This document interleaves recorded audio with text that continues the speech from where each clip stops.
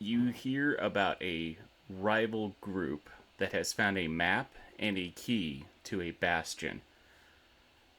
It's been found relatively towards the outskirts of the area that you're in. The goal is a good old fashioned train heist.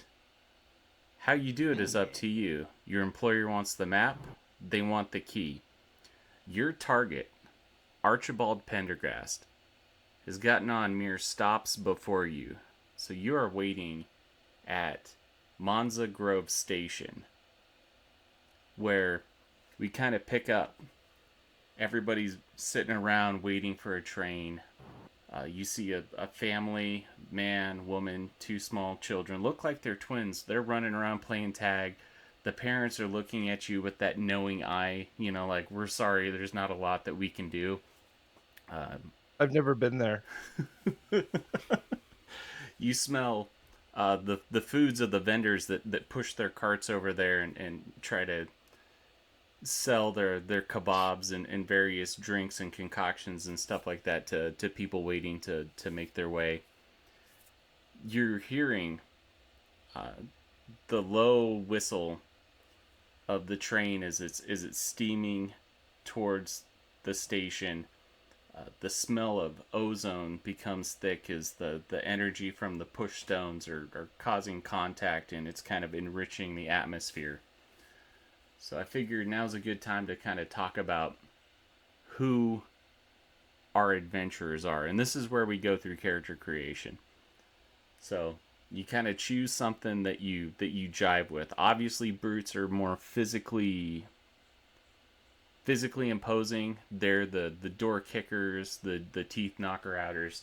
You got scouts, which are go out, find the path, do what they need to do to guide the party to safety, do a little bit of reconnaissance. You got demolition, which is all about opening doors and opportunities and giving enough explosives the side of a mountain face. Then you also have your support, which is anything from your mechanics, your medics, to personnel management and stuff like that. When we are looking at the world of Project Delve, we've got four stats. We've got a body stat, a mind stat, a spirit or a social stat, and then a spirit stat. Body is everything physical, mind is everything that you can recall. Social is your ability to influence other people by talking, and then your spiritual score is like hold it together, and if you are an awakened, that's what we base all of that stuff off of. Right. Makes sense. You have a 2, a 1, a 0, and a -2. How the mechanics work are I will describe a situation to you. You tell me what you want to do. We find the action that's appropriate for that, and then you roll and you add any bonuses or penalties to it, and we get a final result. The majority of the time, a 10 or above is going to be a success. With the attack actions, both physical or melee and ranged, it's a 7 plus. You guys are both trading the damage with each other, the harm.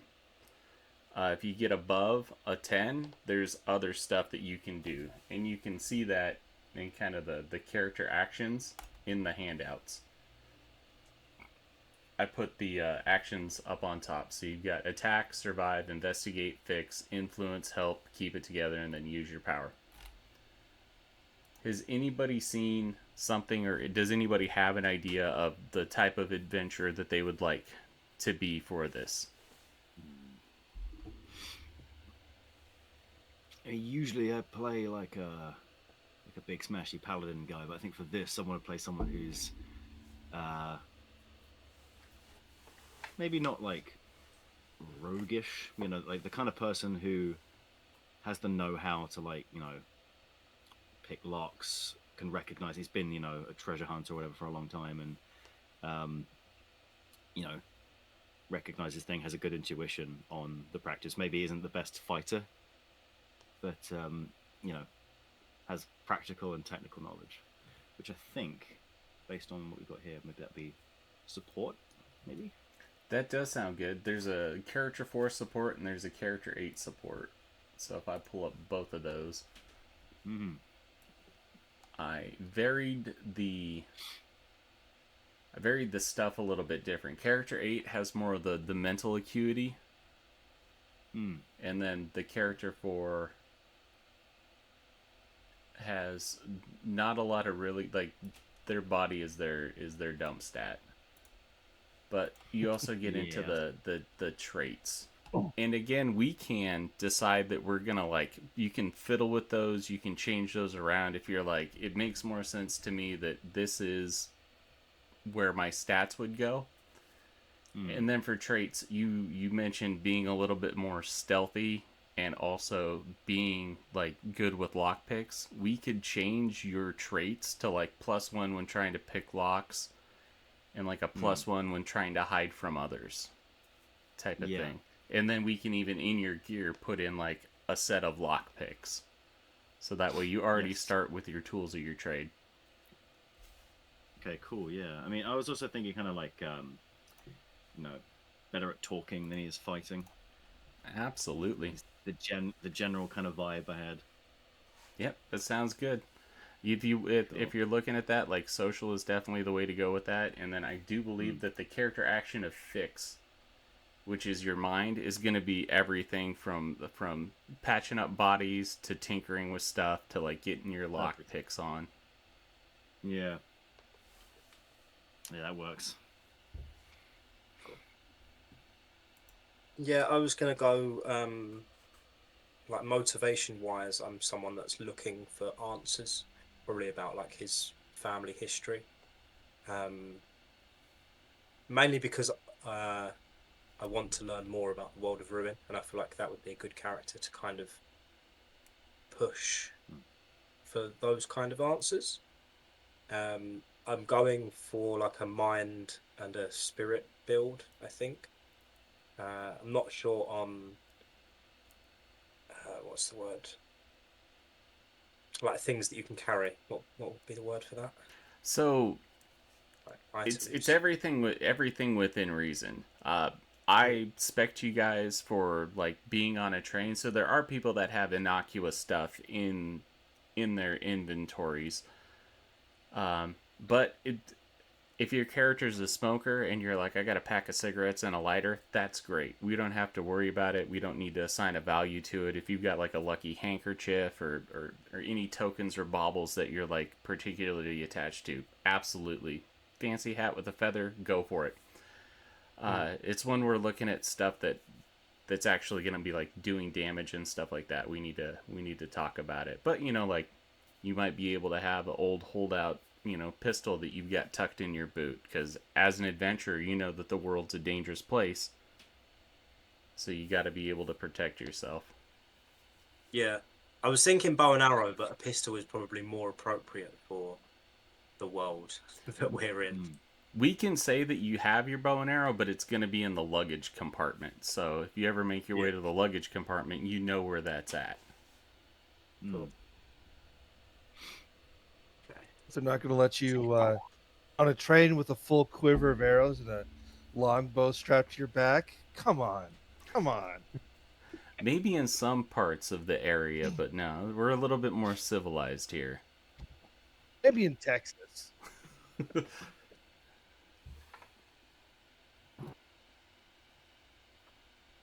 Okay, so I think I'd want to be a demolitionist, if that's all right.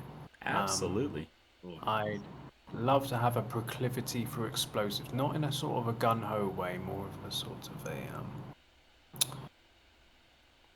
a, knows the sort of the nuances of pyrotechnics and explosives and stuff like that. One of those sort of knowledgeable characters, not someone who's so preferably brainy. But I'm not, all for that. I'm happy to play if you have another character.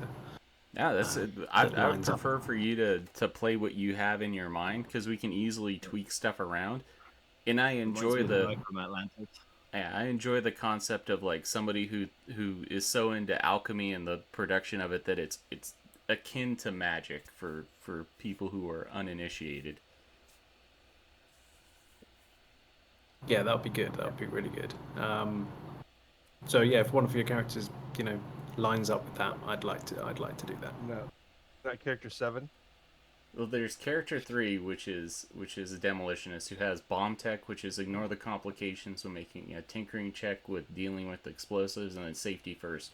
Remove harm from the failure of tinkering with and dealing with explosives. And then Skylar, you said that 7 also looked good. Controlled detonation, add mad bomber. Yeah. And Mad Bomber. Because you can add your social roll to the to your intimidate checks. So Okay. But- So whichever one is more likely to be sort of called upon to, cut the red wire, that sort of probably 3. person. Yeah. Yeah. Or whichever one. I'm saying 3 I could be a because mad with bomber, the though. safety first, well, it's either one that you kind of have that inkling towards, and then we'll say for gear you have like a multi-tool or something like that. Maybe it's like a Lucky Charm. It's something, think like Leatherman, Gerber, something that Swiss Army knife. You could have like the MacGyver aspect of it. Yeah, that sounds good. Okay, let's go with that one then. All right. So I think there's that.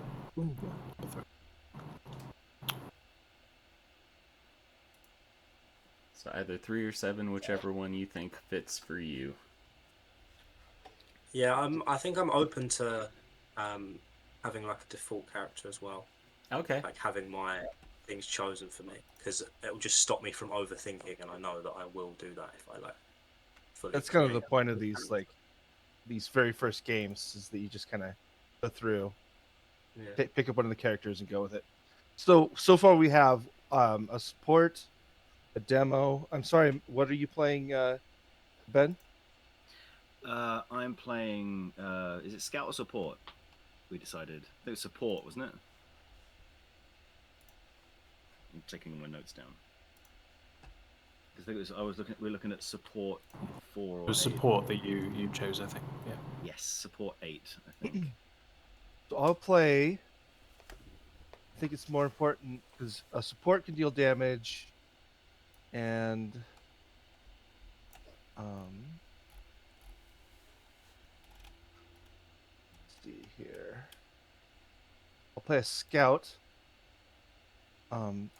Quick question: if I'm going to be stealthy, what stat is that? Is a body or a mind check? That's one of the things that I've been trying to figure out. Like, how good are you at like hiding yourself or like concealing your body? How do you think it should work? Since we're kind of since we're making the sausage. Okay, so to my mind, it could actually be both body and social. For example, it might be or it could also be mind, because if you're hiding in a group of people, it would be social, right? You're gonna shift through the group, you're gonna try to blend in, and if it's like, let's say in a if you're like hiding physically, it might be more of a body thing. That's my thought. Hiding versus blending in, kind of. I like it. hiding. So the way that we can tackle this is we can just have a trait for you that says +1 when attempting to do stealth or hide. So that way, whatever one, if you're trying to hide in a group of people, you get that +1 to your social. If you're physically hiding your body, you've got the +1 to the body. It covers everything, especially with like the aspect of hiding. All right, I think I'm gonna play character 2. All right. And I think that yeah, I will. Where are the characters? They're in the Roll20. Yeah, I'm wondering that too. I will If you bring look us on the Roll20, onto. So if you go on the right up at the top, there's a little got it. book. You click on that, it'll come down. Ah, cool.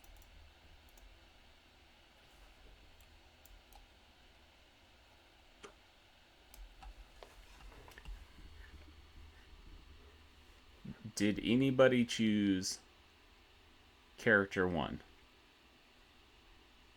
I think so. I believe I'm support 8, right? Character 8 with that support. All right. I think that's the one we went with. Let me just have a look.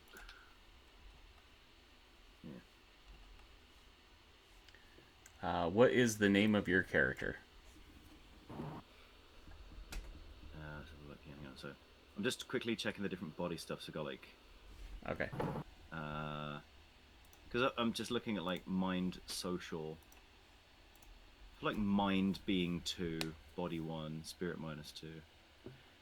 Hey, Alex? Let's just do a character 8. Let's not overthink it. What's up? Oh, never mind. He's got it. I was gonna say if you'd like me to go through it first, I've got most of that stuff figured out. So are we going over like who I am? Yeah. So as you're going through, if you want to go ahead and change the name of your character onto there, and then Okie dokie. once they get drug out, we'll be able to find it, and then I'll be able to fix all the other stuff as well. How do I edit this? Will it let me edit this? He needs to open it to you. Oh. You know what? I almost guarantee that I didn't do that properly. Yeah. I'm like, yeah. I did a little. I'm playing Doc Rummage. Ooh. He's an old salty man. Back in the day. Yeah. That man looks like he found gold and then forgot where. Yeah. And that's his whole fight. That's why he's been pelting. doing. I'm pretty sure I been- put it in this. He's been doing this a long time. Because he has to find the gold that he found in his first week. That's his whole prospecting thing. That's Exactly. it's like a squirrel. Or like Scrat from Ice Age. Yeah.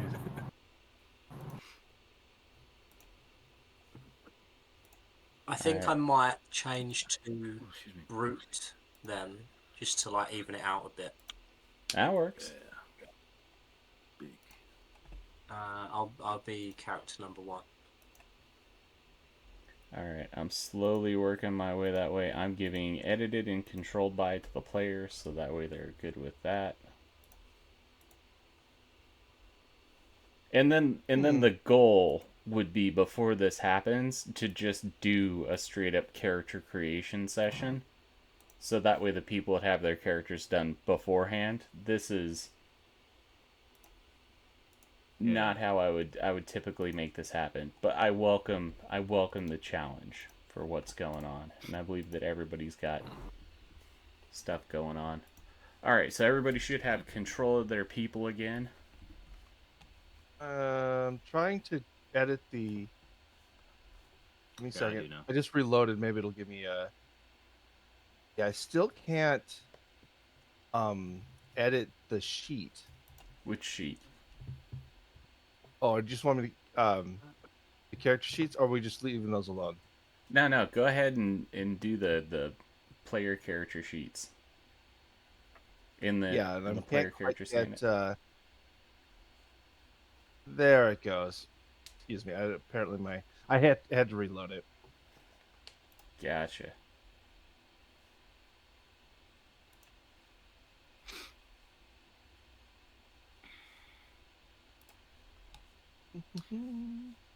So looking at the traits here,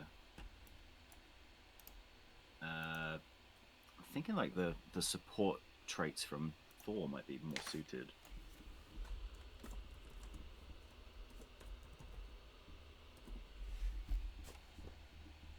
Then again, being like the only medical guy, or like, you know, someone who can do medical, I get a trait. That could be good if no one else has any, you know, medical stats. I Good to think have maybe we shouldn't overthink this too much and understand it's going to be a one shot. And I know, but it's like it's character stuff. I lost friends in the past. all right, is it okay if I give myself a sawed-off shotgun as my as kind of a hidden? In your luggage, yes. We'll say that you can have that sequestered away in that. All right. Save changes. So you're saying I've got a multi-tool. Yep. Is that the only piece of gear that I can have? Can I have Anything else? What would you want? Something very understated, like the smallest sort of gun imaginable, because Derringer. Well, say you maybe got I don't know. like a single shot pistol. It'll do 2 harm. It'll have like the small innocuous. You're able to hide it. Nobody's gonna look at you and be like, "Oh, that Okay. person's smuggling a sawed-off shotgun in their pants." All right, How many let's go with Just that. how many happy to see objects? you.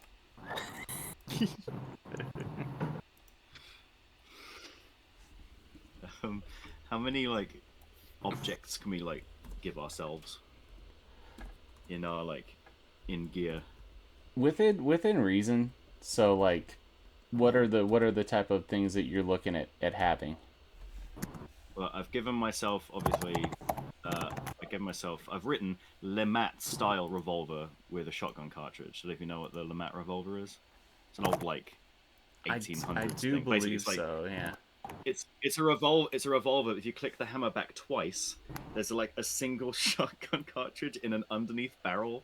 And it's stupid, and I'm like, that's ruined as heck. I think that works. I That's think it was obviously the in my basis luggage. for like what was that called? The statesman, the gentleman, something like that. I'm not 100% sure.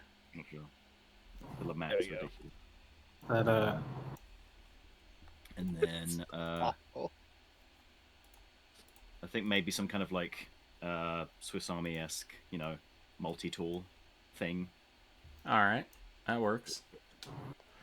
I'm gonna say that I don't. the Lomat revolver would be definitely in the noticeable. luggage. Would you try to carry that on with you, or would you have that kind of stocked away? The goal, I'd have that. the intent Sorry, is for hopefully nobody to know that you've done this. However, things go sideways all the time, which is why you're having these things. Yeah, of course. So I've just put like my revolver is in the luggage. Gotcha. And then then you can see multi-tool. the luggage cart as well that's there. Would it be acceptable to put thieves' tools or lockpicks in as an item? Yeah, that would be. Because, it's something that you could like fold up in a case. It'd kind of look like a wallet and stuff like that. That's part of the tools of the trade is the fact that they don't like draw attention. That's what I'm going to call them here. I'll call them tools of the trade, and that could Gotcha. cover like you need like a wide variety of different stuff, right? So like Don't have to lockpicks list would one. definitely be going for picking a lock, and then like a multi-tool would be like I need to change the structural stuff of this.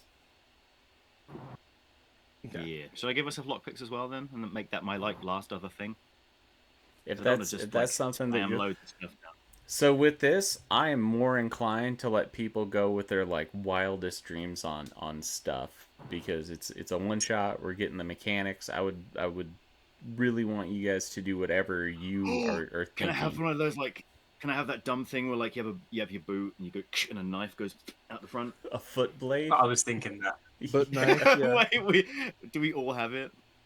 Would that Oh, be the something that notorious the foot blade organization gang. gave everybody was like hidden compartments and weaponized things like a boot heel blade? Maybe. It's our team name, the Boot I was about to Bladers. say that the boot heel blades. Yeah, that's a good name. I think so. Yeah, we'll say it does like 2 harm. All right. well, there you go. We literally can do anything, even something as completely obscure as all having boot blades. It's not obscure. We all thought it at the same time. Yes. Well, they used to come out of your finger until one of our numbers died picking their nose. So Oh, Graham. Yeah, he dug too greedily and too deep. no, too deep and activated his. Oh no. Ooh. It went from neti pot to lobotomy really quick. So does everybody feel good with their characters and everything like that?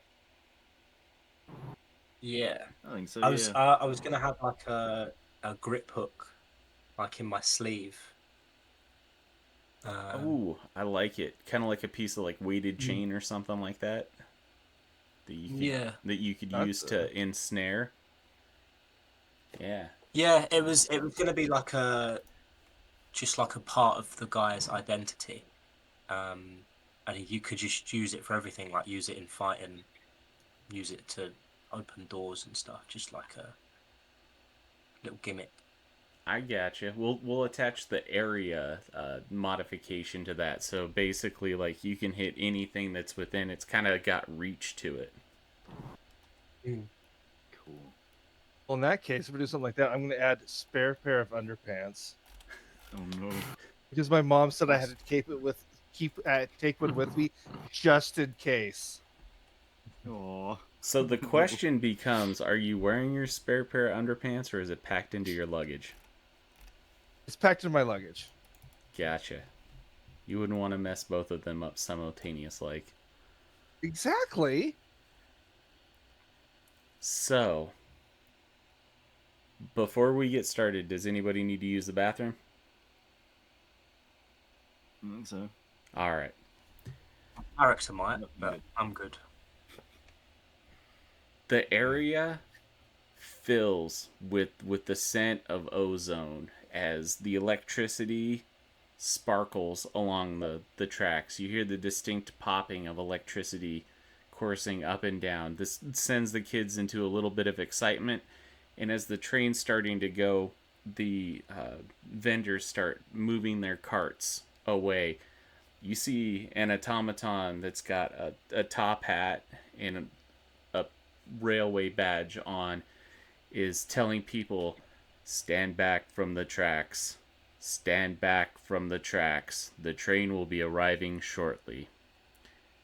And I will just go from the top to the bottom. Wooden, tell us a little bit about yourself. This is Woden's first delve. Even though the picture's a little bit older, he's a young kid, overzealous and ready to prove himself. Gotcha. Next up is going to be Sabbat. Yeah, Saboteur. So Saboteur is Oh, actually boo! a I just delve. realised what you did with the name. I'm sorry. What's Saboteur. clever? That joke has been in place. I've been chuckling at that since the Ruin Kickstarter. Saboteur was a Brilliant. key member of the delve. Amazing. I wonder how many people actually got that one. I think we missed Yeah, that. Saboteur is Example. was named by pure happenstance, but he was an original delver in the delve into the first bastion that was found. So he's quite a sort of a grizzled veteran really, and he's seen some stuff.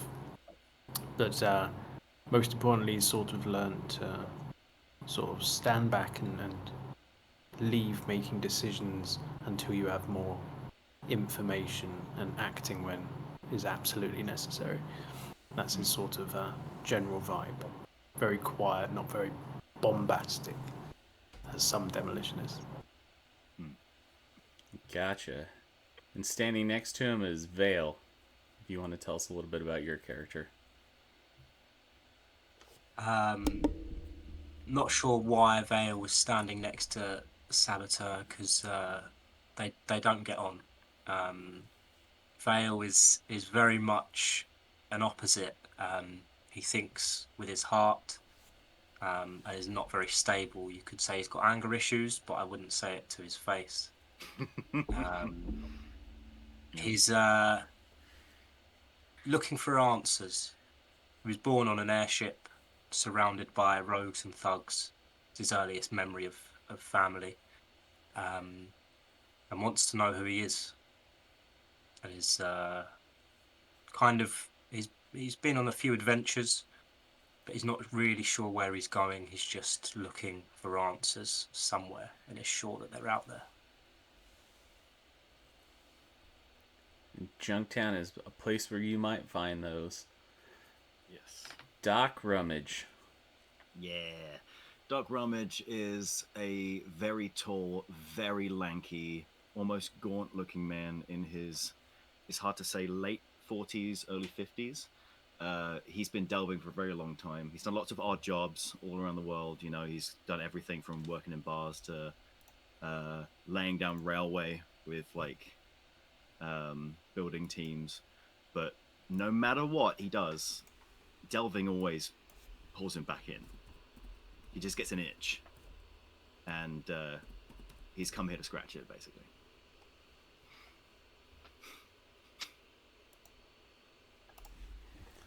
All right.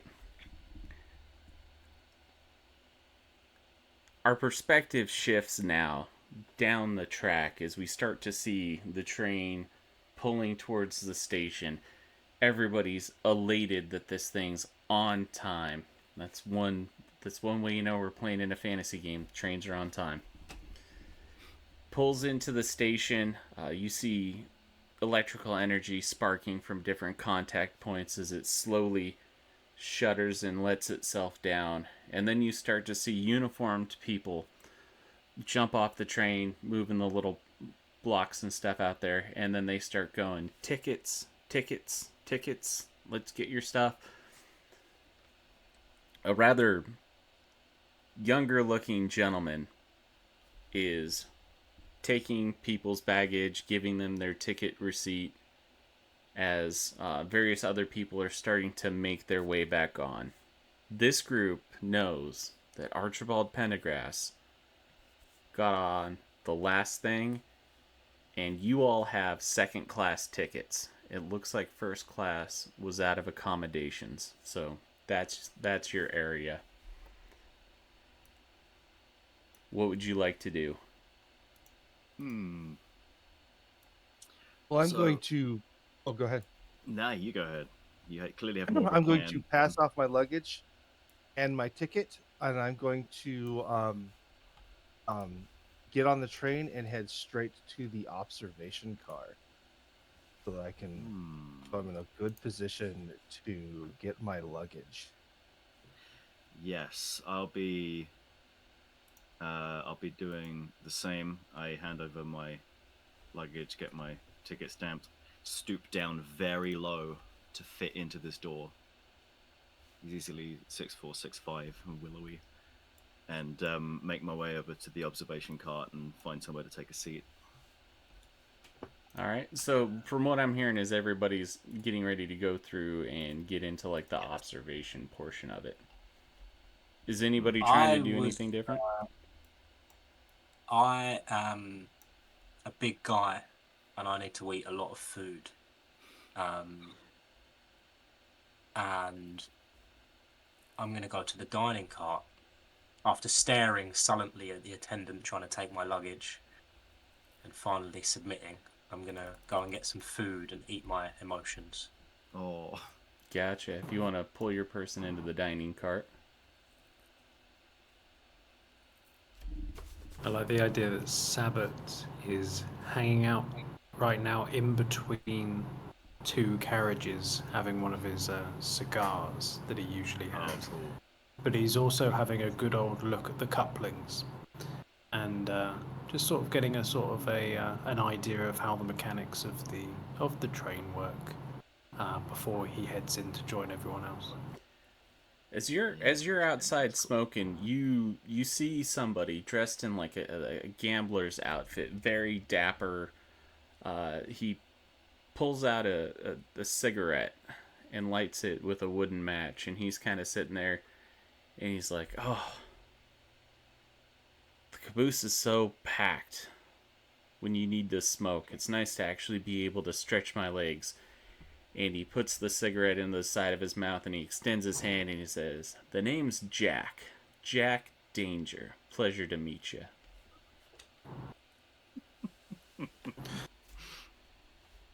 Sabbath doesn't like shaking people's hands, not after last time. Oh But no. he makes it slightly awkward by refusing the handshake, but does stare very intently so that Jack Danger doesn't feel too uncomfortable. But he's also a man of few words, so he just stares blankly at him for now. But he is open to talking, that's for sure. Gotcha. Oh, yeah.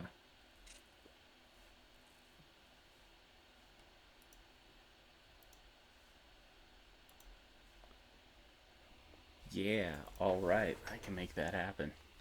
I was just trying to figure. It's been a long time since I used Roll20. So as you're introducing yourselves, I will be popping up the names of the people.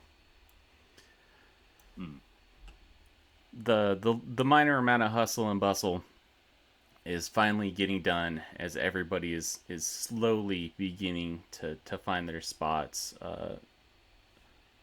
The dining cart, you see a gentleman dressed in old archaeologist clothing. Hold on just a second. Let me pull up my notes. Hey Joe, do you want to grab your icon down at the bottom and put it where you are on the train?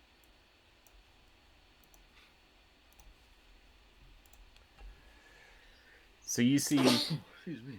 a man dressed like an archaeologist. He's older in appearance, dressed in what looks like what could have been the latest delving outfit 20 years ago. Obviously has some sort of idea of what he's doing, and he is sitting there. He's poring over a small notebook of handwritten notes. He is pretty much engrossed in his stuff, and he's got what looks like a drink that probably tea or coffee that no longer has any steam rising off of it. On the other side of the cart, you see a rather well-dressed woman. She looks like she's definitely from some of the social circles around the area, as she is slowly fanning herself with a pocket fan. She makes eyes with veil and smiles warmly at his appearance.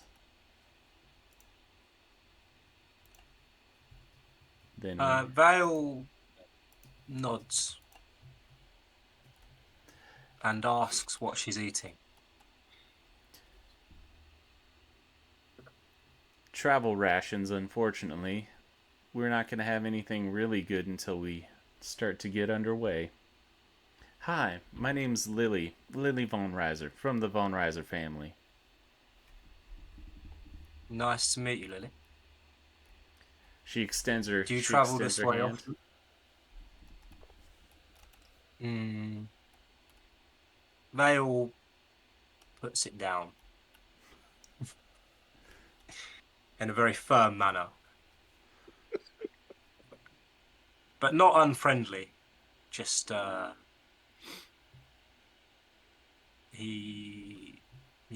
unfriendly. I don't know how you can make that not unfriendly. It's a pretty just putting someone's hands down after they've extended it. Just It's no. like the most socially awkward action I've ever heard. Yeah, it's really. That's my daily life. Yeah, I get you, bro. Me too. While the interaction is slightly awkward and not what she's accustomed to, she kind of puts her hand after it goes down. She puts it up to her chest. It is nice to see that I'm in the presence of a gentleman who knows how to treat people with respect. I feel like I will be safe with you around here.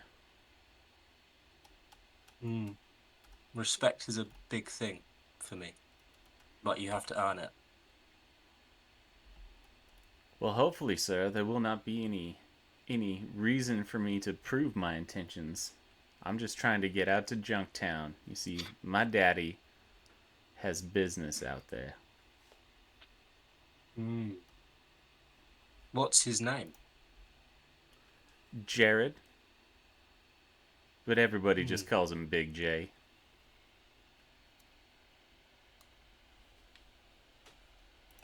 Bale nods. He's more interested in when the food is going to be arriving. Gotcha. So relatable. At the sound of Big J and Junktown, a bookwormish looking gentleman in commoner's clothing. He has a guidebook. He looks away from there and he goes, Junktown, I can't wait. Did you know that this is the annual migration of the Fizzleback Gumbo?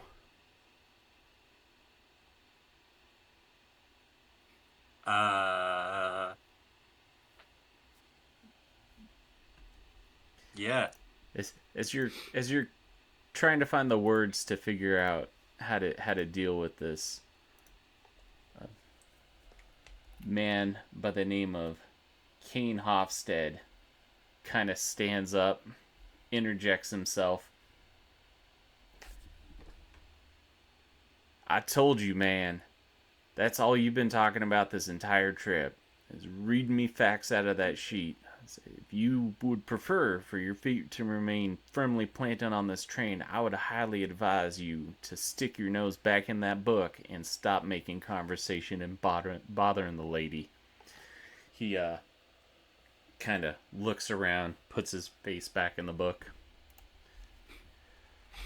Dining car is a little bit of a hustle and bustle. And now we have everybody else in the observation cart.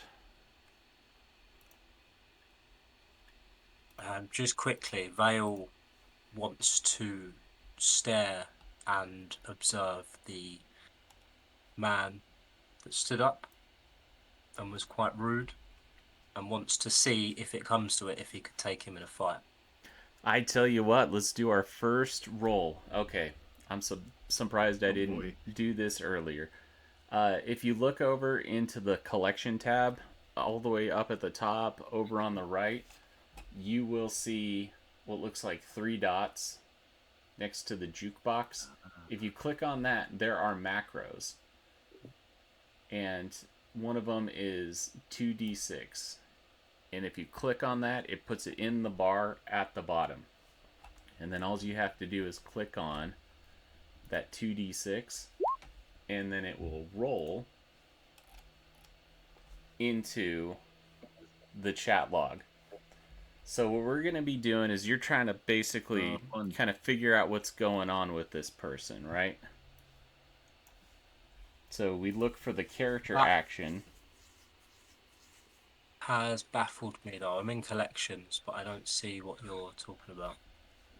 So it's the dots are in a triangle shape. First off, Oh yeah, I'm on so there. right next to the gears, the gear thing there, and if you click on that, there'll be a list there, and there'll be a little check mark next to 2d6. If you next to id bar, Done that.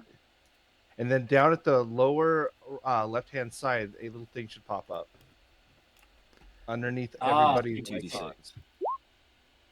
And then we're also going to be, because it's basically you're investigating, we're going to be rolling a plus mind on it. So what is your mind?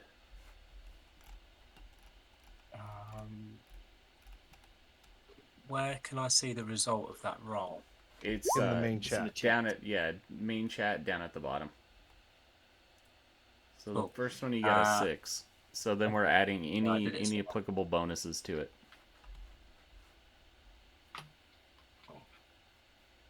So this is where we get our stats from. So if your mind's like a +1 or a +2, then we just mine is 0. Mind is 0. 6. Pretty sure mine isn't. You're kind of looking at him, trying to figure out, could you take this guy in a fight? And he turns towards you, and he just kind of moves his jacket off to the side as if he's stretching, and you catch the glint of a small bladed knife.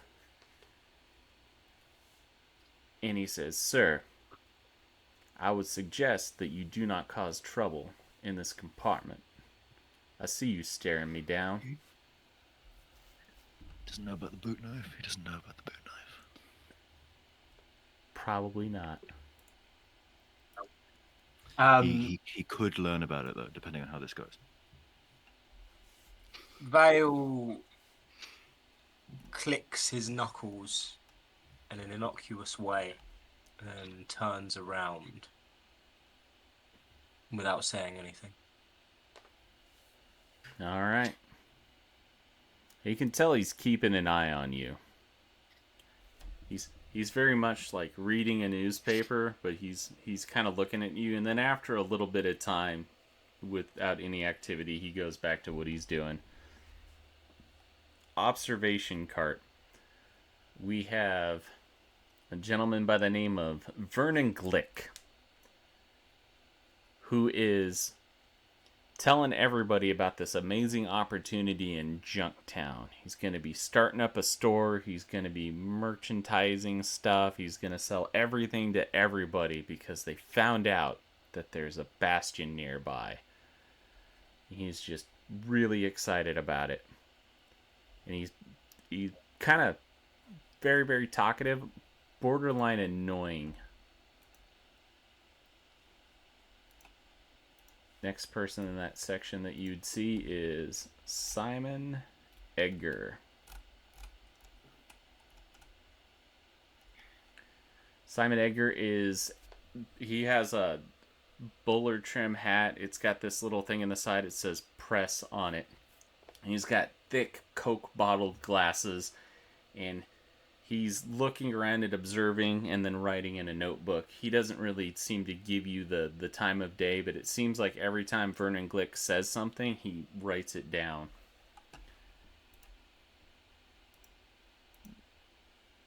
Interesting. He's just taking notes of everything. Looks like it. You'd see the thing that says press would lead you to believe that he's probably in the midst of like writing a story. Braxton Pegg is a shopkeeper. She is wearing an upscale dress. She is reading a book. Looks like she's keeping the cover of the book slightly hidden with her body position, and anytime anybody comes by, she kind of puts it down and looks away.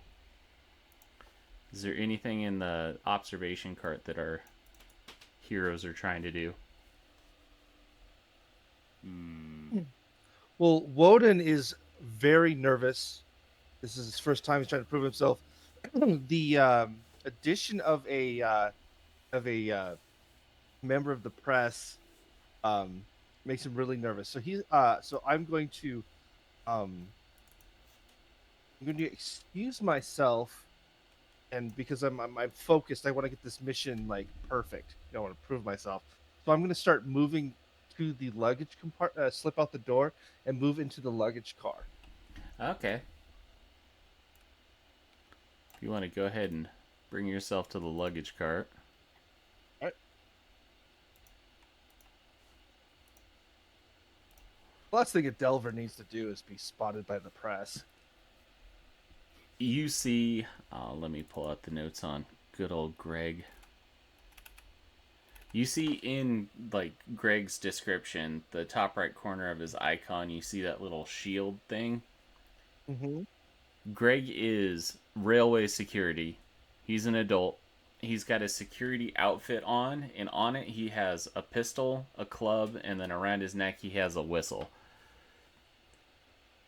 As soon as you open the door to it, he immediately starts doing stuff. He is trying to look busy. He's like, can I help you?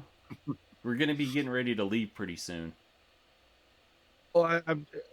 Yeah. Excuse me. I'm just making my way to the. I'm just my way to the caboose, sir. Okay.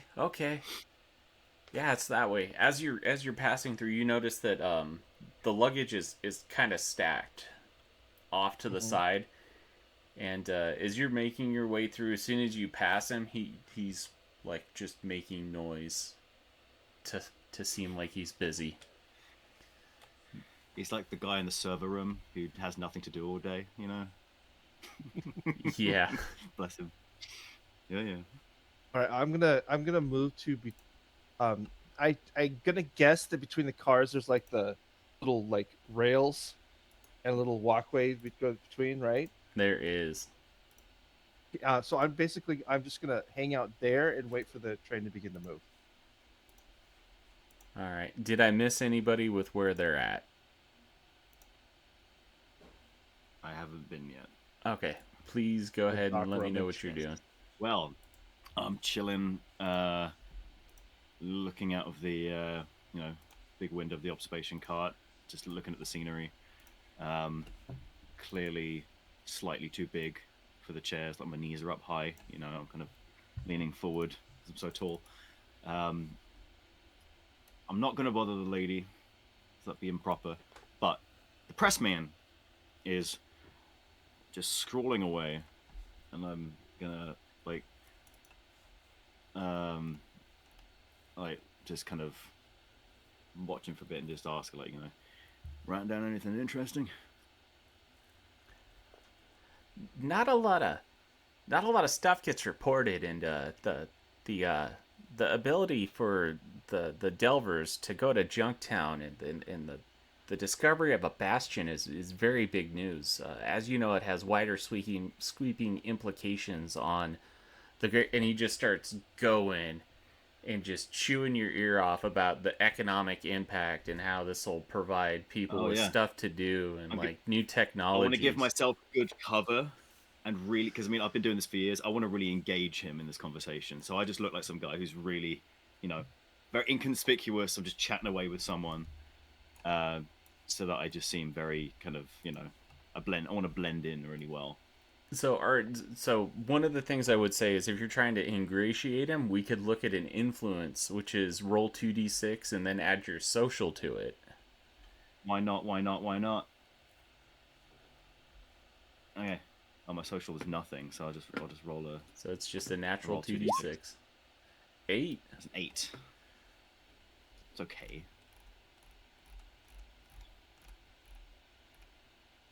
So on an 8, they might help you, but it might come as a cost. So he's laughing at your jokes. He's like, you get it, you get it. So at a time, you might be able to ask him for a minor favor, or he'll just behave more favorably towards you because you're listening to him, you're humoring him, stuff like that. So also, any social stuff on him from this point forward has an ongoing +1. Cool. I'm gonna write that down. What was the name of the guy?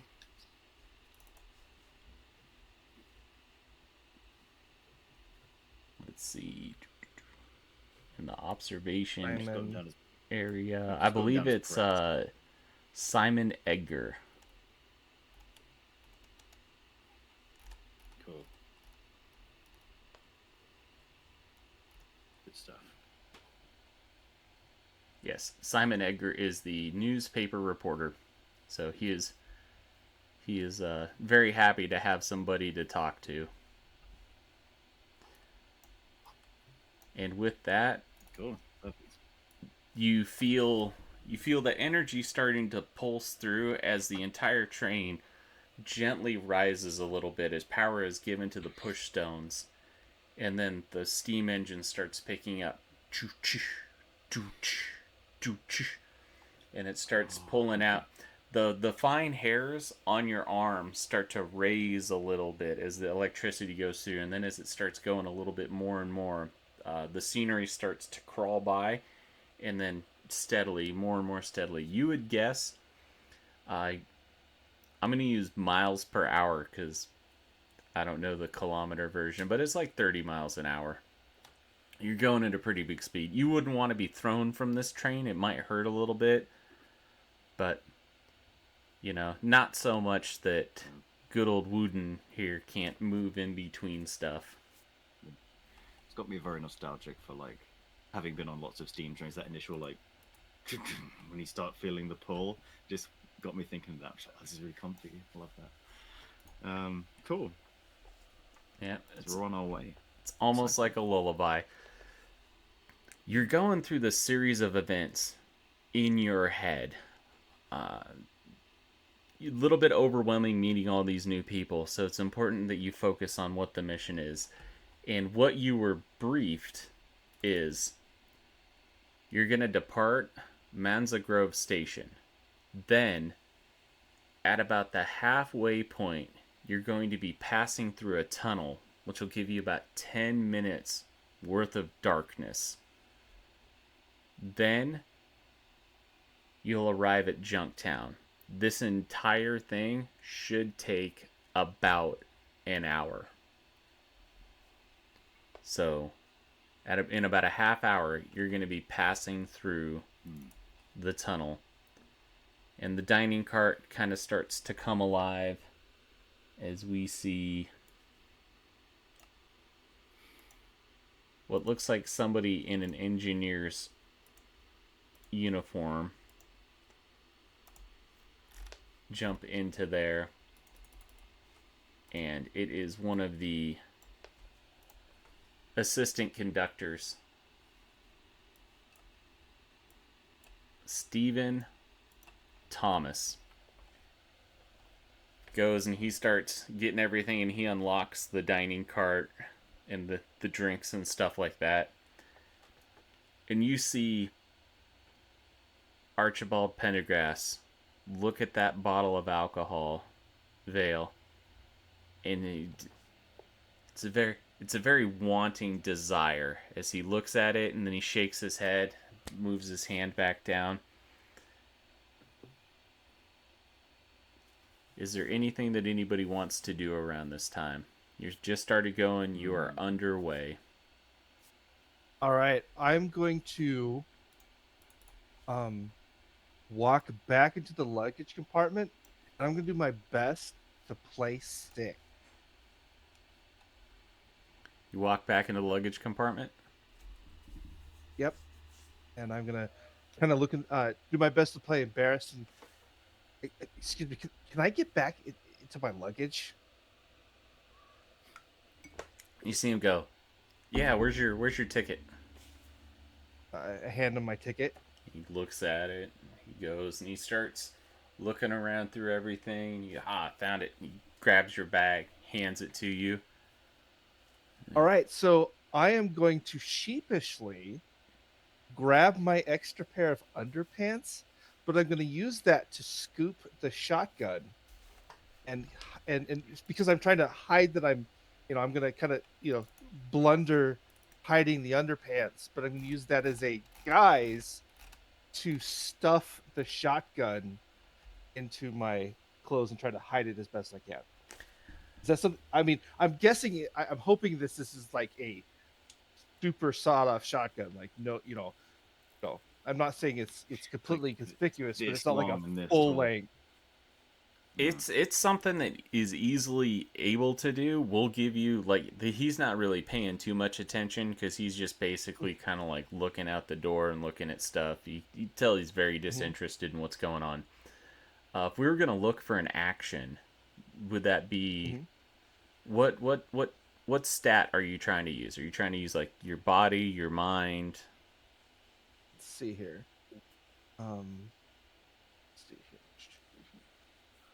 I'm probably going to use my mind because I'm trying to think, and I'm also going to look at. I would recognize maybe we marked everyone else's luggage, right?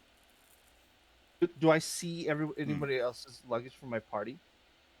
Would that have been something that you guys did, like coordinate your luggage and stuff like that ahead of time? I mean, you are working as members of a group. Everybody got their complimentary boot knives.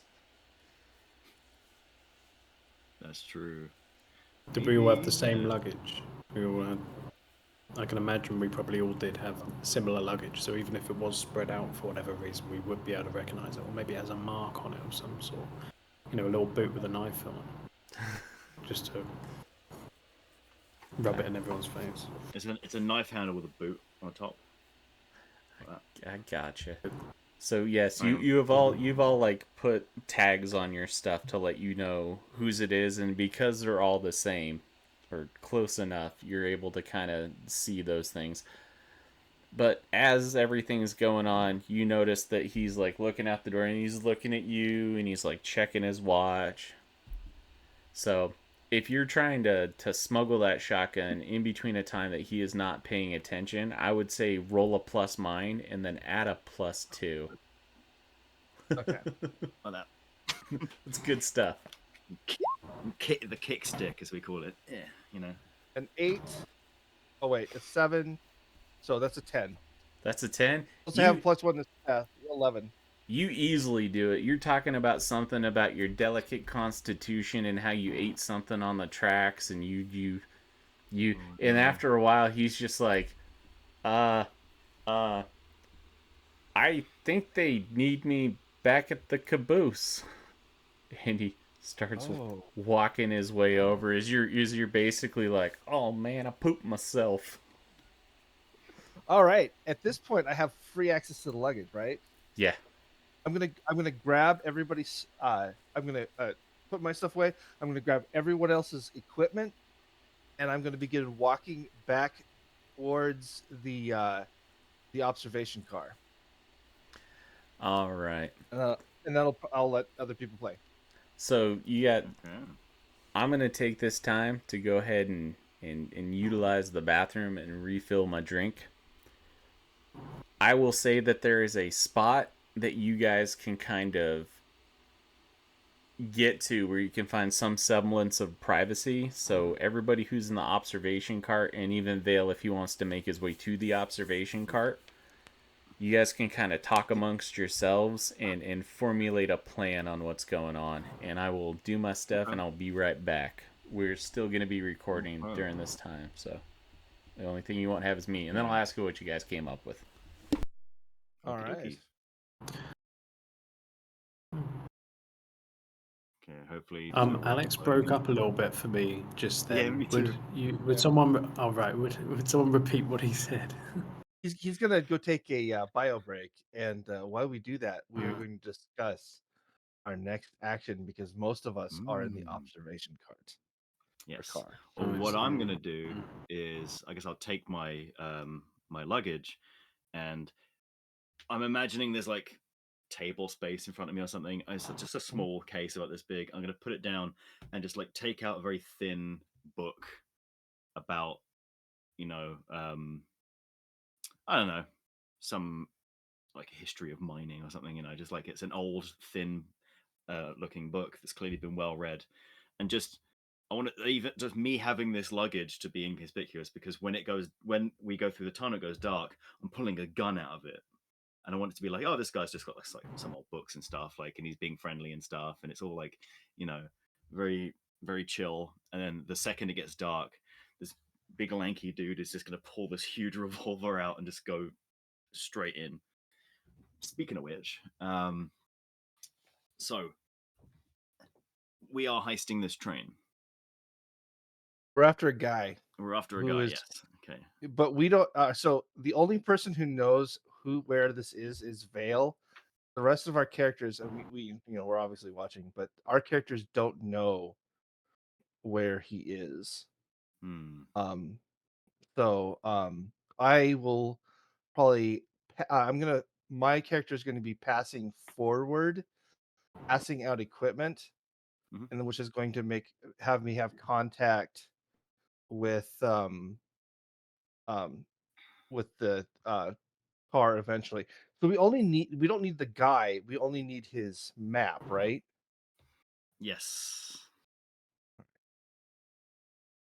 So so we're not in the same place right now. Under the rules of the game, would I be able to talk to you guys about what I'm going to do? You could talk above board, just as players, but right now technically you're over at the target, which you're actually in a really good spot.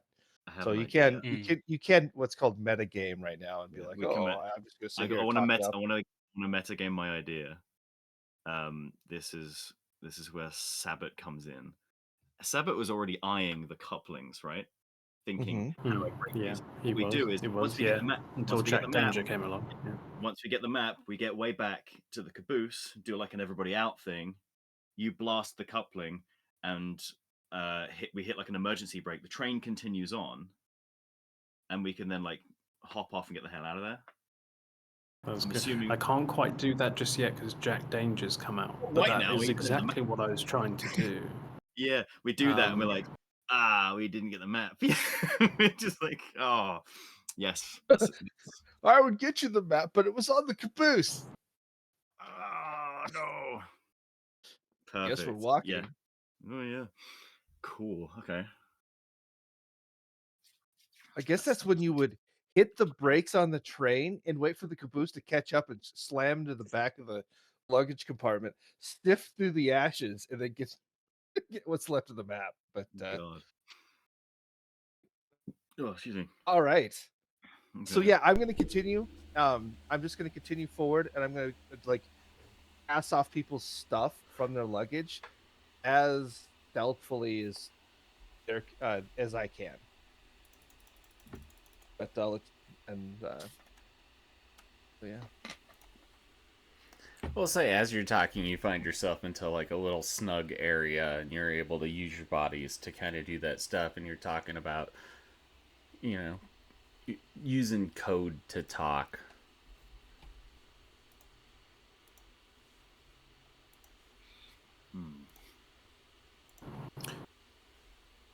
Using code, we have to be in the same vicinity to use that code. Code. As in, we can't talk with Vale, who's in the place where. Well, I'll Can leave we only that. talk within, close proximity? Yeah, I'll leave that up to you guys. Did everybody conglomerate to the same area? I'm saying like you probably have like code words and stuff like that that you've done ahead of time to let you know what's going on. I'm thinking like, oh yeah, the kettle's on the stove. Like we're cooking up the plan, that type of thing. How do you like your coffee? 2 lumps. Go kick that guy's butt. Stuff like that.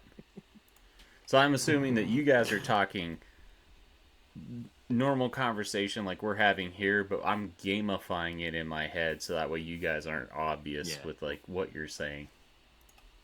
Okay, so yeah, I'll pass out everybody's stuff if we're gonna do it that way. I'm gonna guess that Vale is gonna inform us that our target is over in the dining car, and that he has a proclivity for alcohol. Those would be some accurate statements. So I am going to I would suggest above board because my character wouldn't suggest this. But I would suggest above board that somebody who has the highest social go get him liquored up and get him to spill where he has the map, so that when it's time, when we hit the tunnel, we know where to go and what to do. Yes, that's a good idea. Vale,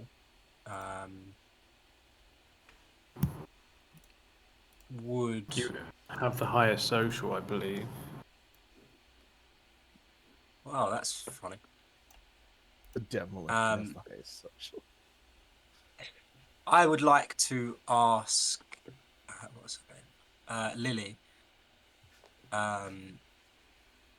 if there is a toilet on board. Yes. You see, us first class passengers enjoy a private privy, while everybody else's can be found either on the caboose or in the observation cot. Well, does the sign in first class say ablutions instead of bathroom because it's fancy? It does now. Absolutely. It's the Head to the Viper's ablutory. room. The Viper's room, yeah. I don't even Powder know if it's closet. been invented, but they got 3-ply that is scented in there. Wow. I am going to block access from the luggage compartment to the caboose. I'm going to stick a large cane, or I'll just lock the door too.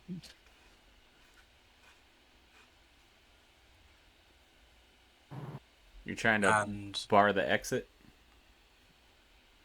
Yeah, I'm realizing now's not the time to do that because that might get us spotted. So I'm gonna go back to my spot.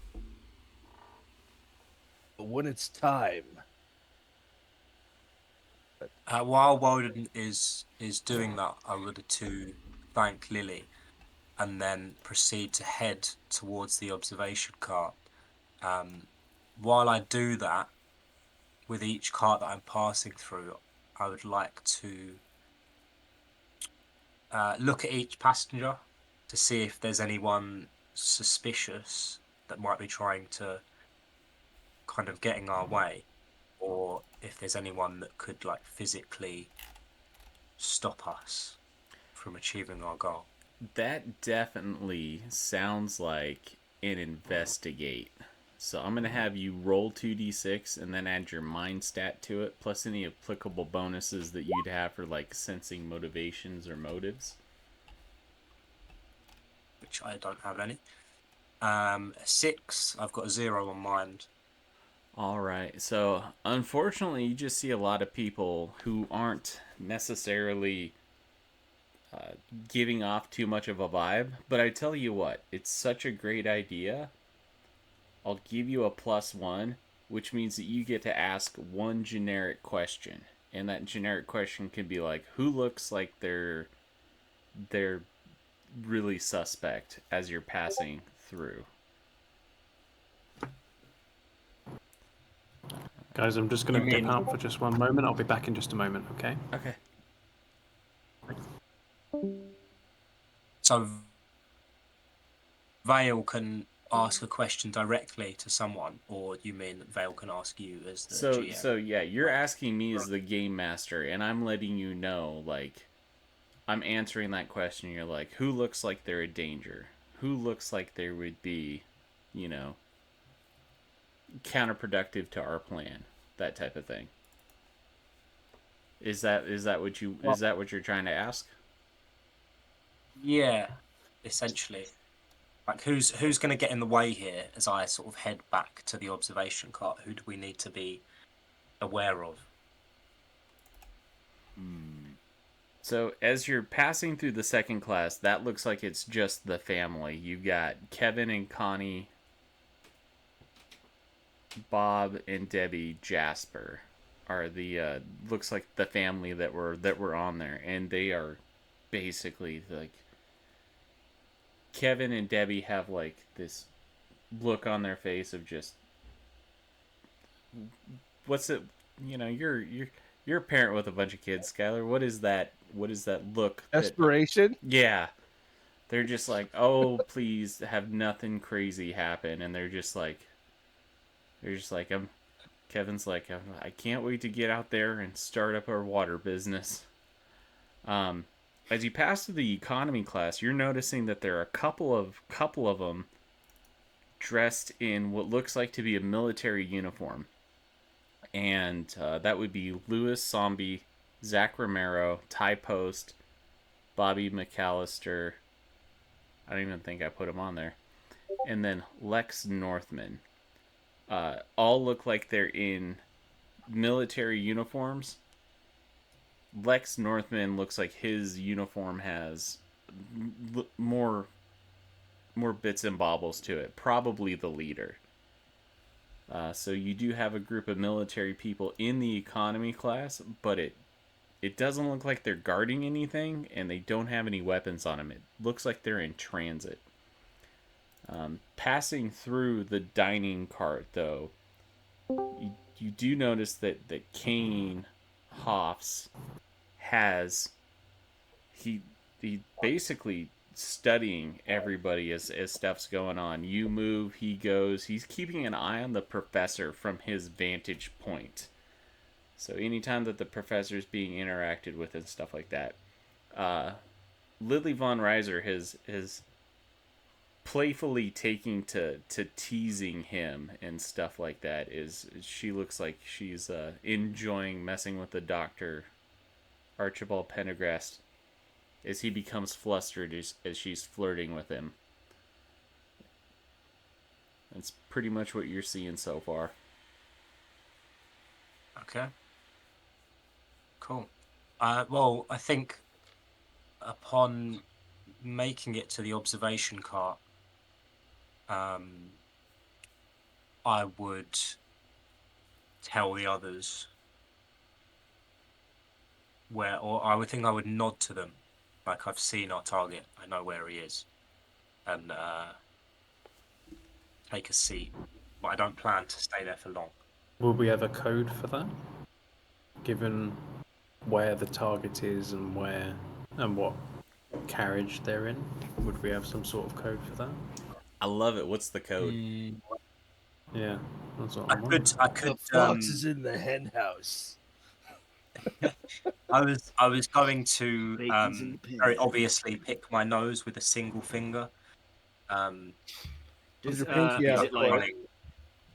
Yeah. My It's a question is, running joke between our is it group. 5 possible things, like, depending on the finger you use? Yeah. But he's in I a think it would dining be cart, index so would you one. pick it and then eat it?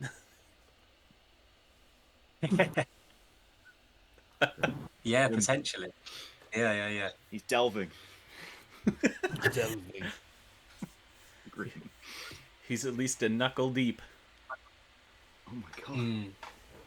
And let me not speak for Woden, but I'm imagining Woden would give me my stuff Yes. as well.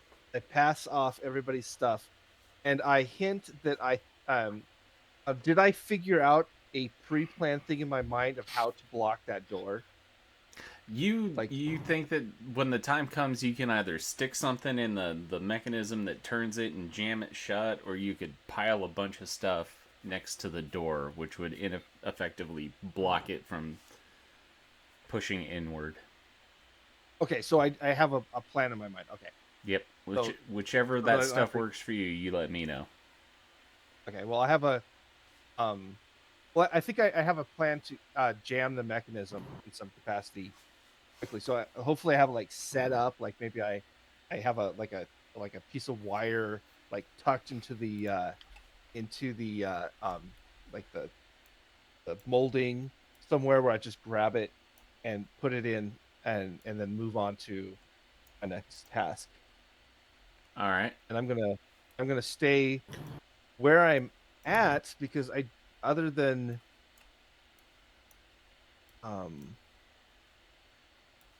yeah, because right now with all this, most of the security in the caboose, that's really advantageous for us, and I want to keep it that way. I think my best bet is to do that. I'm going to ask the group: should I jam the door and put the security in the back and run the risk of the security personnel maybe figuring that something's wrong early, or should I wait until we approach the tunnel? I think we think wait we because the should minute wait. like because then it's like with the minute it's like it's go time. If they're in just before or around that time, then it means that we can just crack on with what we've got to do and get out. We don't have to worry about people rushing us. Well, that's Can I- it's so- true.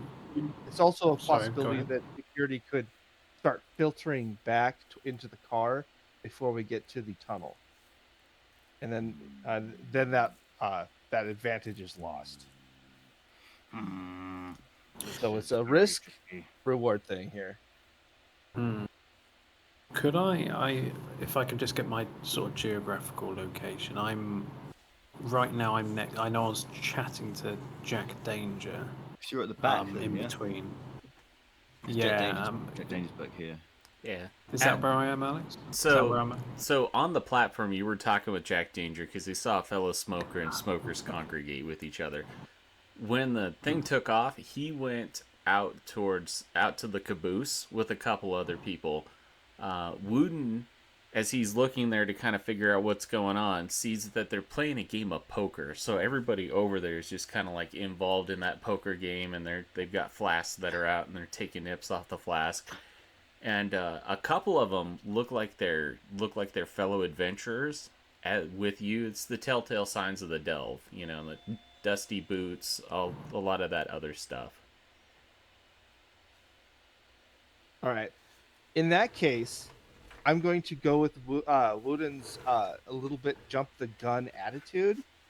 He's going to get a little bit nervous, and he is going to jam the lock and disable it so that the door cannot be opened from the other side. That would be a fix-it roll. So that's the action. And you're trying to augment it, make Is that it a make mine? I believe Is it a so. mine? I believe so. Yes. If we are going into the character actions. So that would be a 7 for me. But is that a like a long-term role? Because I'm not under stress. I'm just sitting in there. If we do a 7 through a 9, the game master is going to give you a worse outcome, hard choice, price to pay, or succeed at a cost. So you're trying to jam this lock, right? Mm-hmm. I would say that this lock is jammed and you're going to lose access to the caboose. Like, in effect, it's going to cut it off entirely. It's going to take actual damage to the door to get it open. And at that point, it's going to become obvious if anybody's passing through that there's been signs of sabotage. If you want to do this. You know what? I'll take that. Okay. All right. And yeah, I'll move back to the observation car, and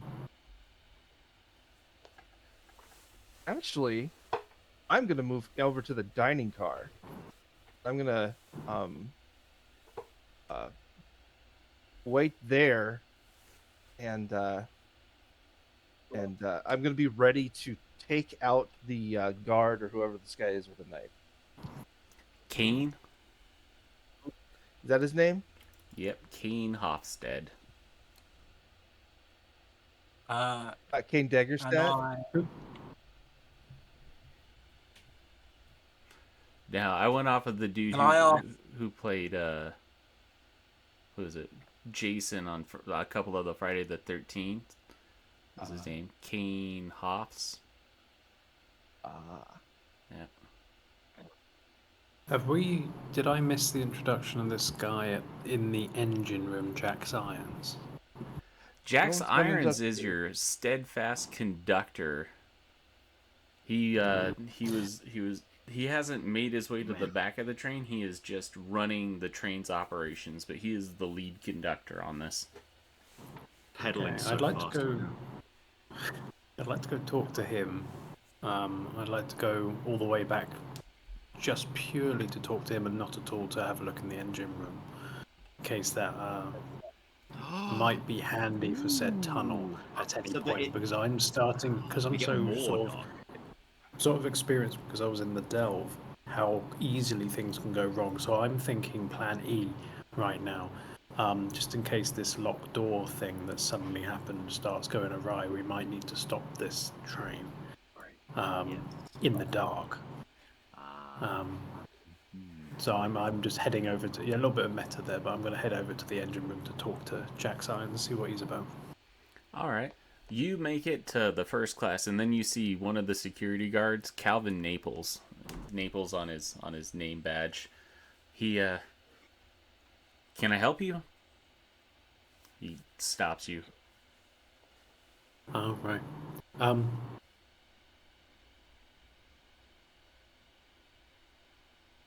Sabbath is a man of few words, so he's just going to go, no, thank you, and then carry on trying to get on by.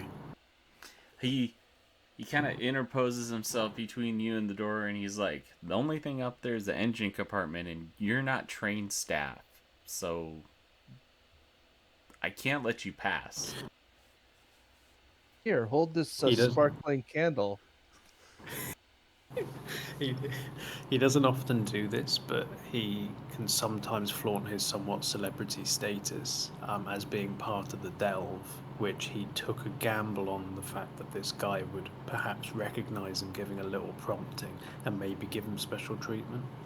So it sounds like you're trying to use an influence, and with your special thing in the delve, you can go ahead and make a roll, and then for the influence, we're going to be adding your social, and then a +1 for being a delve celebrity. So I'll go to then. So it'll be. What's my social first of all? Social is a 0, so it'll be a +1 to whatever you roll. Okay. 9. Where did that roll? I haven't seen that. Just on the down low, I think I would have followed either Woden or Sabbat back through into the dining area and sat down again with Lily. All right. So, Sabbath is do that for a while. talking with Calvin. And you know what? Normally I don't do this, but I mean, like, we're going to. I'm gonna be making this.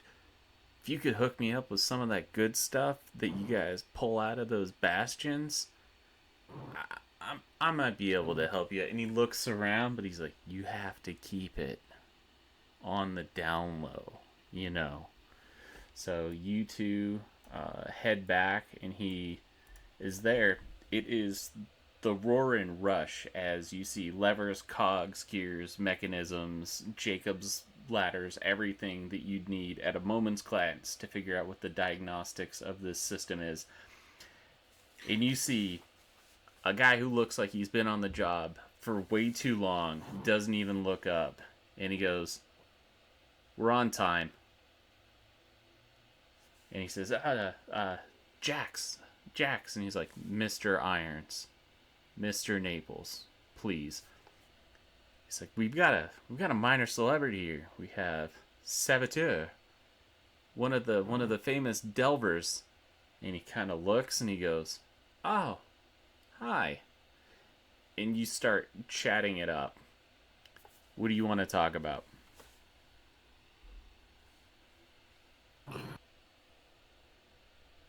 Well, this is where I wish I knew the sort of intricacies of ruined technology. I'd start asking whether or not. See, I want to know whether or not the trains. Go on. This is the best part. You don't have to know. It's whatever you say to me. We just translate into gameisms. So we could say you talk about broad terms. You talk about the mechanical capabilities, the maintenance schedule, stuff like that. As you're taking a look around and trying to gain stock on what's going on. Let's say if we had this large bed of explosives, and I were to put it somewhere on this train, what would do the most, let's say, damage? By Asking for a friend. My friend is down in the caboose. It's his birthday. Can you take this cake with these extra large candles? Deliver it to me. No. Okay. I'd like to ask, sort of, chat idly for a little bit about the type of train, because Sabbath would have known this. He would have sort of been trying to tap into Jack's sort of was it Jack or Jax? Jackson. Jack's sort of, Mr. Irons to you. Mr. Irons is extensive history. I'd flatter him a little bit. Saboteur is he's a man of few words, but he's quite charming when he chooses to be. And the main thing he wants to know is whether or not, if Jax was taken off of the controls, whether or not the train would continue to operate, or whether or not it would grind to a halt, whether or not it's reliant on him being there. So you through this conversation, you get the impression that it is one of those older trains. It does require a conductor. There is no dead man switch, and they thought about swapping it over to have an automaton as a backup, but instead there's just Kevin Jasper is the alternate conductor, and he usually is going through checking out various bits of train maintenance as things are going on, and every once in a while he can be found in the dining cart serving drinks and stuff like that. He's got a little bit of a problem, which is why they don't let him on the controls. He's got a little bit of a drinking problem. Yep. And he's so they back up. The guy with his family then? He's part of the Jasper family? What is it? I believe it's, I'm sorry, Danny Perot, I think is the Hold on, let me get up to it. Stephen Thomas. That's the Okay. yeah. Right there. There's Stephen Thomas is the alternate conductor with the drinking problem. He is. So if he was taken out of commission and Jax was lured away somehow from the controls or forced away from the controls, yeah, the train would grind to a halt in said dark tunnel. Yeah, if you were looking to stop the train, you could do it from here in the dark tunnel. Okay. Because I'm weighing up whether or not the couplings was actually a very good way of doing this at all, given that regardless of where we stop, we are then going to have to, we are relying on the train continuing to go and not braking suddenly and everyone, getting out that way. So I'm weighing up multiple plans at the same time. As this is going through your head and you're trying to figure out the subtle ways to slip these into conversation, Vale and Wooden are seeing Lily getting very, very flirty and handsy with Archibald, and he's started to warm up to this stuff as she's like, "Oh, come on, sugar, let me fix you a drink. Everything's a little." He's like, "No, I shouldn't." Also stuff. Finally, she convinces him to drink a little bit, and you can see kind of like a sense of relief splash over his face, and he's like, "Well, as long as you're paying for him." And you can see her starting to get a little bit handsy, but it looks like rather than being flirty, like it's kind of a sense of purpose. It starts out at his shoulder and then goes, and then it looks like she's trying to pick his pocket, but she's not finding what she needs. And that's how she's spending her time. And then Kane's looking over there, and you're not sure if he's looking over there because of what's going on with Lily or but he's very focused on that. Vale has two options that he's thinking about. He tends to lean towards violence, and I'm thinking about just surprising Kane. But then I decide against it, and I go and sit with Archibald and Lily and say, "I'll have a drink." Oh no, actually, I take that back. I'll say, the drinks are on me. Yeah. Well, it looks like this is a party. And as you do that, she kind of says, "Oh, I was hoping maybe this could be a little bit more private, Archie. You see, I think I might have some stuff to discuss with you for once we get to Delvetown." And she runs her hands through the guy's hair and kind of ruffles it a little bit, and he's getting flustered, and he doesn't really know what to do at this point. If you're trying to convince him to stay here and have conversations with you, that'll be an influence. But I'm going to give it a -1 because Lily is a Where would they alternative. where would they go to have alone time?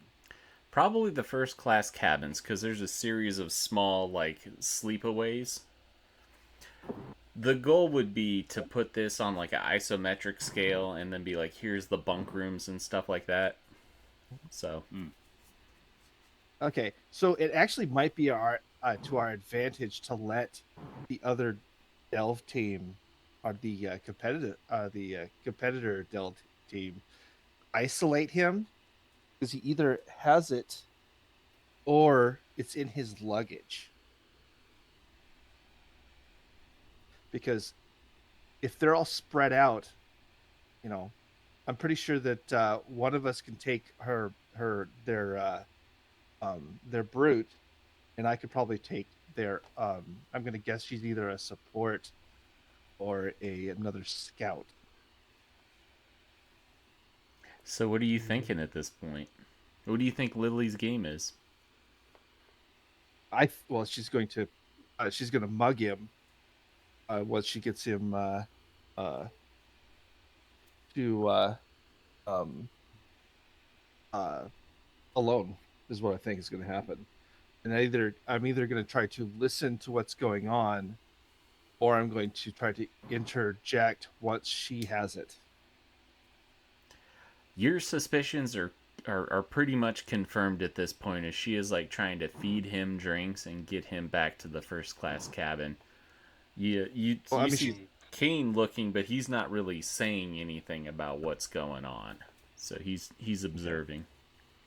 I take a sigh of relief because that was literally my plan, and you know. Oh. Thank God you don't have to seduce the old archaeologist. Yeah. I mean, you still can. It's just going to be a little bit more difficult. A little bit awkward. He's going to be a lot drunk. Is your character disappointed that they can't? Because you in the sort of meta are going, oh, thank God I don't have to do that. Your character's a bit disappointed, I think, because this is what they've been training for. Yeah, probably. No, I probably wouldn't have gone the seduction route, but I would have done like, hey, oh, that's so interesting. Do you have any like old diagrams or anything like that you could show me to like, to show me what you're talking about? But this works better. I mean, more complicated, but better. You bring up the question of like old diagrams and stuff like that, and that is one of the only thing that diverts his attention towards Lily, and he's like a little bit slurred. He goes, "Yeah, I got my notebook back at my cabin."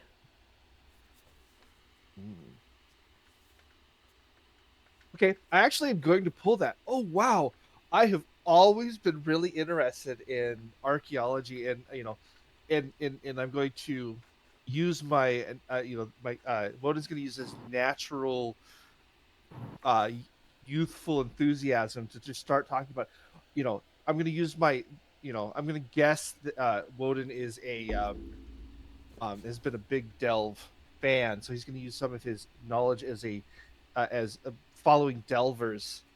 I mean, to act as an archaeology fan, and oh my gosh, because the architecture, and I hear that you do such and such and such and such and such and such.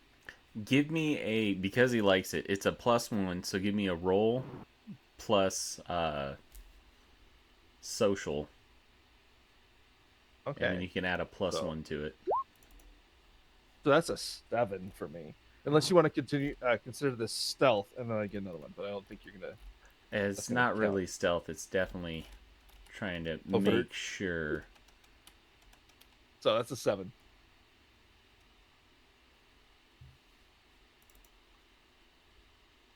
So here's the thing that's going to happen. He's going to agree, but then Lily also says, "Oh yes, I'm very interested as well. Old dig sites really do something for me." And he's just like, "Ooh." So he's like, "Well, I could show you, and then we can continue this conversation in the cabin." So I'm going to follow him into the first class cabin, and I'm going to use our in D&D this would be called what is that called? That subtle underhanded language. oh, thieves can't. To ask thieves can't, yeah. And I'm going to ask Vale to intercept Kane to make sure he doesn't follow. Smart. Am I facing Kane, or do I have my back to him at the moment? Kane is transfixed on what's going on. As you see, he's rolled up his newspaper into a tight little bundle. He's just... The look of concern is on his face, but he hasn't acted yet. You can tell he definitely knows that something's going on, but he doesn't want to react without having anything going on. I think I'm going to remain alert with my ears and extra senses, but make it look like I'm just a bit disappointed and gonna like pick at the food that remains on the table. On my way out, can I palm a bottle of liquor? Hmm. Yeah. We'll do that stealth thing that we were talking about, whether it's physical What liquor is it? For or world building reasons, mental. maybe, yeah. Go ahead and do that, and then add your sneaky stuff to it. Ugh, that's a 7. So you grab it and you're kind of awkwardly trying to get it. They notice that you have it, but it's not something that anybody's gonna really be concerned about. Freak out about. Archibald looks at it and he's like, "You're the type of guy who really likes to party." Hick, I like it. Heck yeah. In the observation cart, we've got Doc Rummage talking with Vernon Glick, Simon Edgar, and Braxton Pegg, as they're all kind of look like they have business around the local area. What are you doing, Doc Rummage? Let me think. I'm trying to think how I can use any of this conversation to try and like get an upper hand on the people here. Gosh, let me think. I mean, I've got my stuff. The whole kind of plan of the vibe of the plan's been communicated, so I don't want to just bide my time. So I'm just trying to think of like what I could do. My brain's running at half speed today, so I'm a bit, like... That's all good. You notice during this time that Vernon's asking a lot of questions that have more to do about capabilities and things that would not something that an investor looks for. He's not looking for how much money or what the investment or like what your stock. He's like, what type of weapons are you going to be using on this delve? What type of equipment? How many people? Those are not something that an investor would talk about. Interesting. Okay. If you want to give me a roll for a investigation. Yes, please. That's a bit suspect, isn't it? Yep. So an investigate is a roll plus mind. My mind is 2, so I roll. You roll 2d6 and then you add the 2. 7. 7. On a 7, you get to ask one generic question that I will answer for you. Okay. So he's obviously he's talking about a lot of very specific things like equipment related. Yeah. Yes. I want to ask him about you know,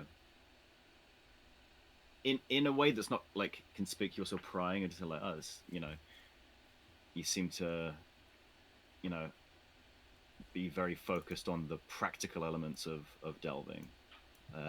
What is it about that aspect that you find so interesting? Does that make sense? Yeah.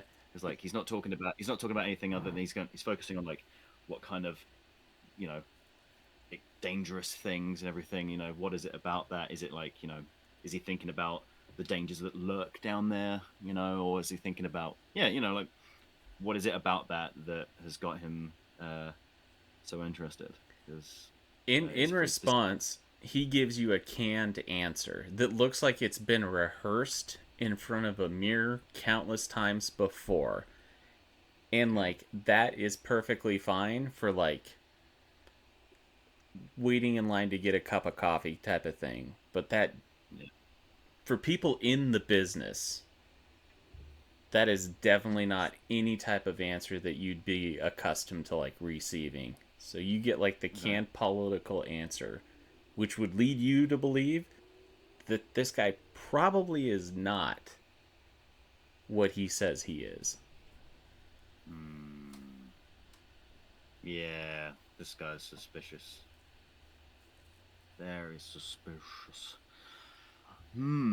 Okay. Well, I mean, it seems like yeah, he might be someone to keep an eye on. He might be aware that something's going to be going down on the train. Maybe. I think what I'll do is I won't react like, I'll be like, oh yeah, okay, interesting, and I'll keep the conversation going for another 5 minutes, Gotcha. and then I'll say, you know what, all this talking's got me pretty thirsty. I'm gonna head up to the drinks cart and get myself something. Does anyone want anything? To kind of, keep myself in the conversation, I'm just gonna go and get myself a drink. Back in a minute. What I'm actually doing is moving up to tell everybody, hey, this guy, something's up with him. He definitely seems like, he's very focused on, weapons and equipment. He seems suspicious. Maybe we should keep an eye on him. If not, when it's time, make sure that he's out of the way. Like, I don't know, we lock him in a bathroom or something. And I'll go up, tell everybody. Obviously, I can't tell Sabbat because he's up in the cart. I'll say pass that on to him. I will then get a drink and anything that's been requested and take it back to them, so that like I have a kind of alibi of why I actually went there. I did get drinks. I did get myself something and everything, but make sure that that's conveyed to everyone else, because that's very suspicious. Are you gonna be doing anything with these drinks, or are you just getting them the drinks that they requested? I didn't write sleeping pills in my my items, so I guess not. I guess I'm just kind of trying to keep myself looking as inconspicuous as possible. Gotcha. You go through, you grab the stuff, you head back. They thank you very much. Saboteur. Jax Irons is looking down the roadway, and he He goes, was having some internet trouble, so let's make sure he can actually hear us Oh. first. I can. I'm just going to keep my video off for just the time being. It seems to be steadying it. Sorry about that. Gotcha. I've missed most of the last 5 minutes or so. But So Jax turns and says, "It looks like we're going to be heading through the cart in the next, or through the tunnel in the next couple minutes, and we're going to get about 10 minutes worth of darkness. Safety procedures, everybody needs to go take their seats, as we'll have intermittent light as we pass through a couple of the sun breaks. It was a pleasure talking with you." Okay, so he's dismissing me. How old did we say that Jax? Jax is like 60, 65. Okay, so he's not easily led. He's not going to be just, he's not going to neglect his duties very easily. So I won't be able to influence him with my lack of social. Okay, I'm wondering if I can do something stealthily. What are my stats? Sorry, I'm just going to try and see what I can do. Where's Sabbath? There he is, okay. So he's got a good mind. Ignore a complication when making a tinkering check to deal with explosives. I'm wondering whether or not I should plant some. I should be planting something here. Is the other guy still in the room? Still in the engine room? He is. It looks like anybody who comes into the engine room, it looks like that's his position, is to basically guard like first class in engine room. Okay. Can I So he'll meta be- a thing at Joe right now? Meta thing from my brain to your brain.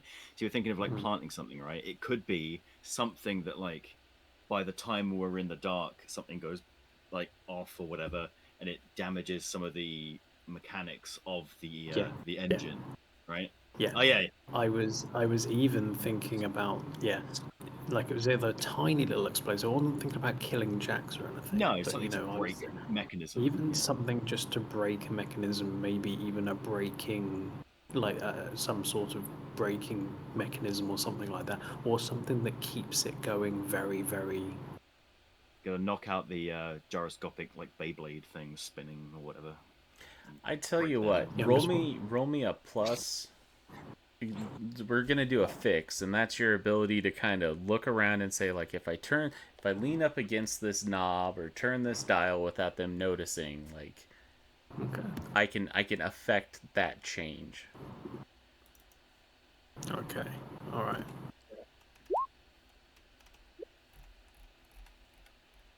There you go. So I can't see where that roll is. Where does that roll go? So if So you if you click look on at the two talk bubbles, it'll have populated all the way down at the bottom. In the right hand I'm side. sorry. Where's on the right hand side? There's two talk bubbles. Yeah, when you go, it's like the two talk bubbles at the top, the art I easel and the see. brush, the book, Sorry, yeah, the I've got you. I got jukebox. you. Yeah. So you brilliant, got a okay. 9, and then you're adding your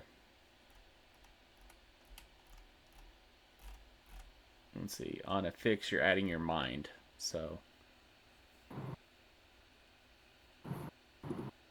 what's your mind? Yeah, let's have a look. My mind is 2. 2? So that's an 11. Oh yeah, you're like you're talking about things, and you know what you got to do, and then you turn off like a bypass valve, and this is gonna slowly build some pressure, and using the fact that you know it's gonna be a couple minutes, you're gonna start the effect of that when you start to go into the tunnel. So what is the sabotage that you're trying to affect? Are you trying to stop it, disable it, slow it down? Well, this is the thing. I don't want to start. You know, we've started. We've already locked the security team in the caboose. That's already happened. I don't want to conflict with these, so this was very much was going to be a contingency, but it's looking like this is probably the best way to keep the entire train in the dark for us to then move around and get to where we need to be to exit the train after everything is done. So I'm thinking we need to stop the train in the tunnel, or at least slow it down. Maybe let's slow it down. What does everyone else think in a meta way? I think slowing down is probably the best idea. Yeah. Oh, yes, especially because As a meta, the best thing is to not. Sorry for interrupting. Meta wise, is to not change anything, because the minute this train begins to slow, that's going to probably trigger the security team to try to work forward to the train, letting them know that the door has been sabotaged.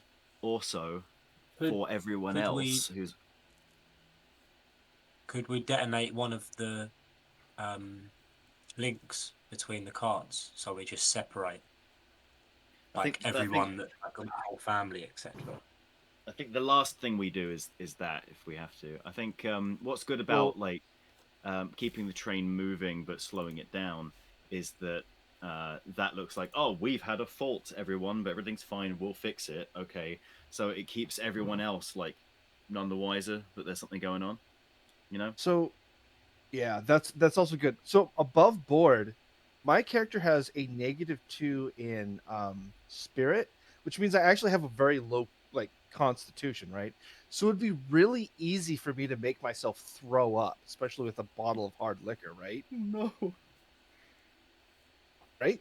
If you want to do that, it's easy.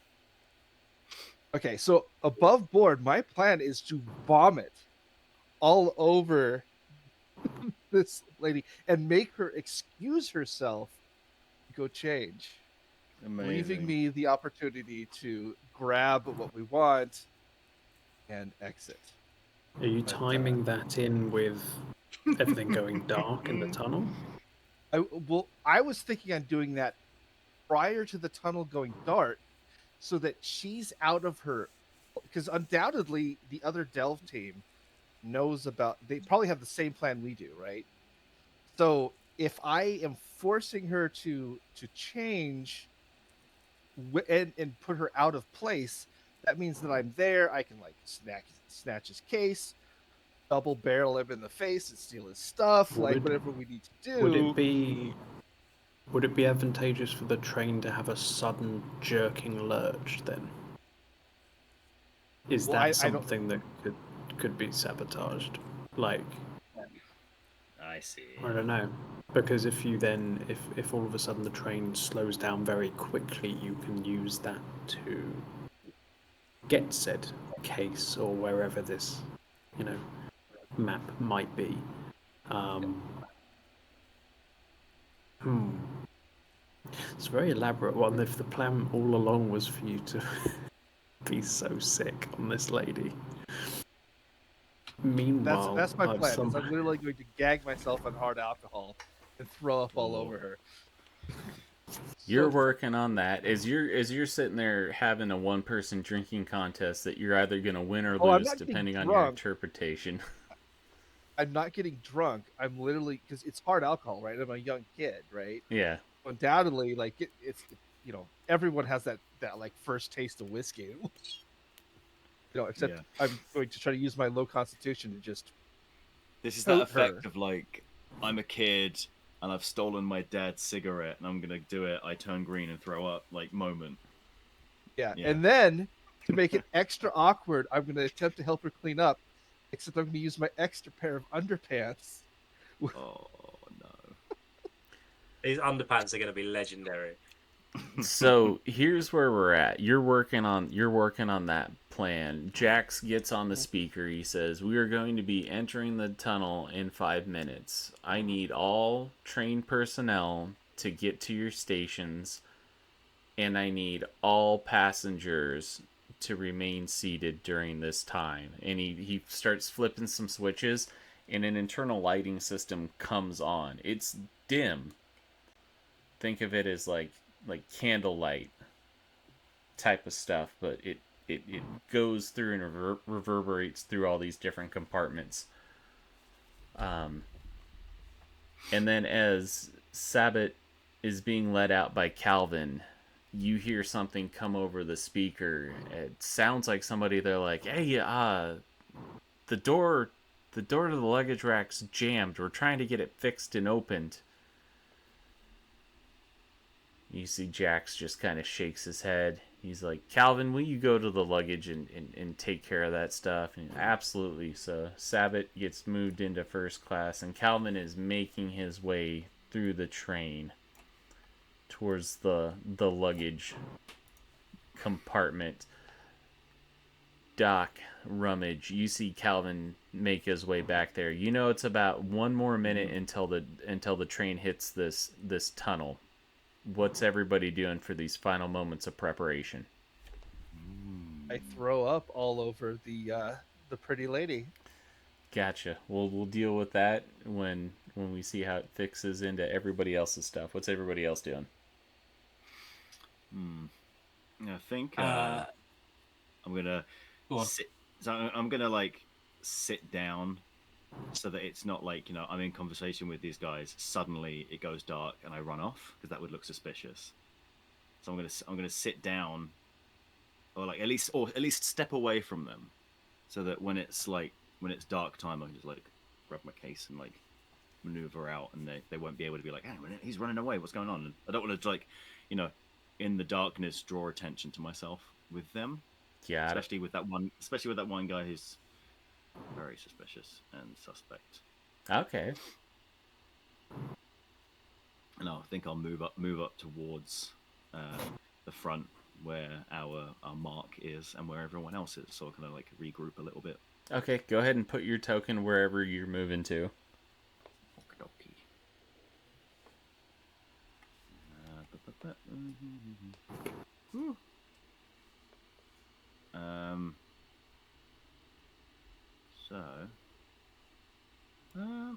And if there's no physical room in the card itself, you can put it right above. It's a loose interpretation.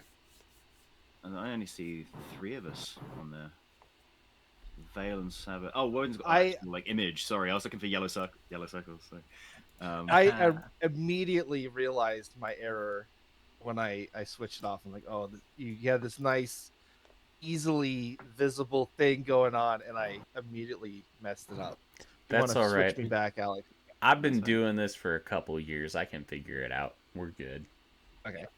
Well, I realized that, you know, it's gonna mess everybody up. Anyways, we'll keep going. So I've moved up to the dining cart. All right. What about Vale? What's Vale doing? Has it gone dark now? Yeah.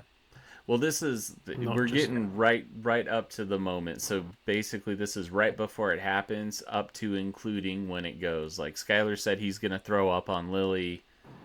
We got Doc, who's hanging out next to you in case stuff goes on. Sabbath's also in the first class cart. We're gonna get to him in a little bit. So what's Yeah. Vale doing? When it goes dark, I do want I to like pop my case and get my revolver out so that it's like in my hand. Gotcha.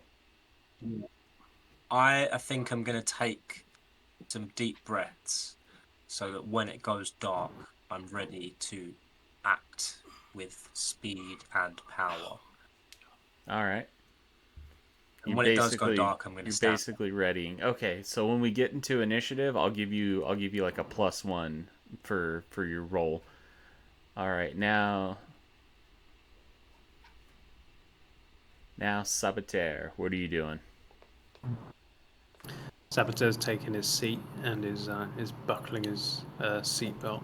He's doing what he's just been told, very coolly, and is bracing for going into the tunnel for what he's just done with the engines.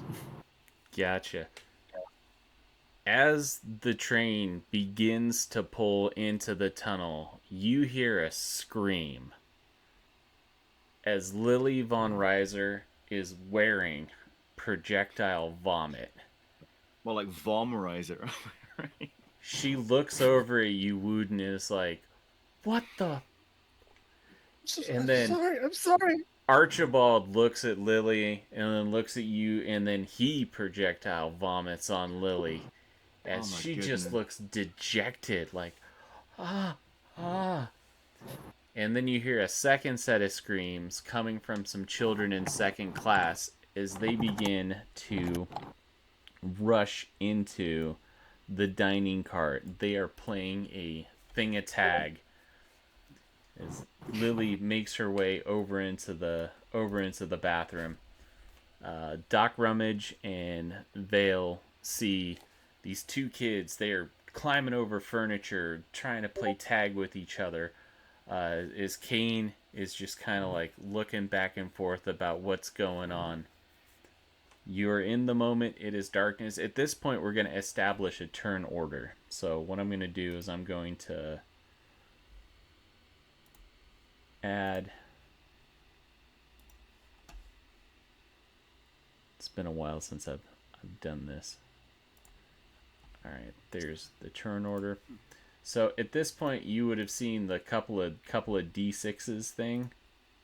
All you need to do is roll 1d6, and how we establish a turn order is I'm rolling for myself, and then you guys roll, and then whoever gets above me goes first. So I got a 1, so almost guaranteed that everybody else is going to get higher than me. So Damn. How do I roll 1d6? So I You can. can just use the first dice on your roll. That works. On the 2d6. That works just as well. All right, Doc, what'd you get on yours? I rolled 2d6, but I got a 3. Sorry, I got a 6 and a 5 with that roll, so I'll use the 6, I guess. All right, since it's the first one, and then Vale, what'd you get? I got a 3. 3. Wooden got a 4, and then Saboteur. I got a 3 here. 3. All right. And now I will go in descending order. So the list of people, it's going to be Doc, Wooden, Sabbath, Vale, and then everybody else is going to be reacting. So first things first is going to be Doc. The way that combat works is you can make a movement. So we're looking at like basically movement by zone. So imagine anywhere in that cart is one zone. And then to make it outside of it cost you a movement. And then if you wanted to get like into the second one, you'd need another movement. So you can do an action and a movement or 2 movements. I see. So, Okay. Doc, it is your go. Yes. Well, I mean, I guess at this point it's dark. I'm going to move into the first class cart because old Archie's there, and he's just like horribly thrown up too, right? He is. He is not looking good at all. Well, since we want to, we want to get the map off him, and it'd be good if there's things as inconspicuous as possible. I'm wondering if I could, like, while he's like feeling really sick, if I could just very casually just like choke him out, so he's like unconscious, and say, "Oh my god, he passed out. He threw up and passed out. Oh my god," you know. If you are going to do that, I'm going to need a attack action, which is a roll plus body, and then put anything in there. If you're good with one-handed weapons and stuff like that, that covers unarmored. Okay. So I roll a 2d6 plus body, yeah. Plus body, and then if you have any bonuses to your to like one-handed weapons and stuff like that. So I have suppressing fire, which gives me a +1 on my next attack action. So that's not really usable in this action. Unfortunately, it is not. Unfortunately, the other one I have is sticks and rags when using the medical action to stabilize a dying person. He's not dying. I'm trying to like knock him out. So I'll give you a +1 because you know the way that the vascular stuff works. So you're trying to do like a choke him out as quickly as possible. Okay, so body 1 with the +1 of that, so that's 2d6 plus 2. Yep. Let's give it a roll. 4 plus There's a 6. That's not that great. No, my cool idea.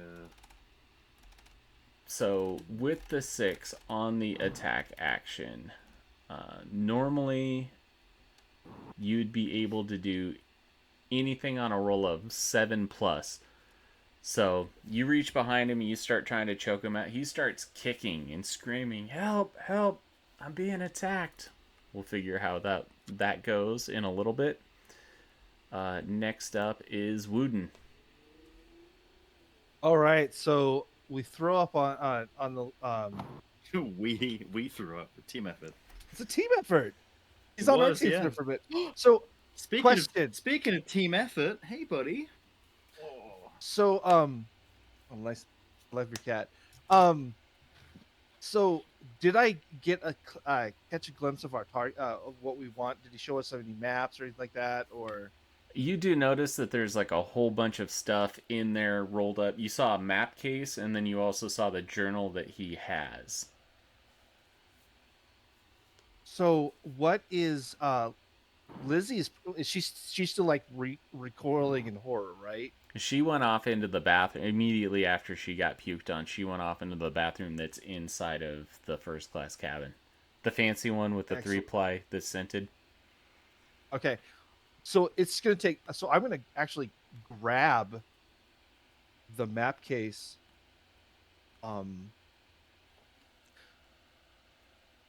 So he's in a fight.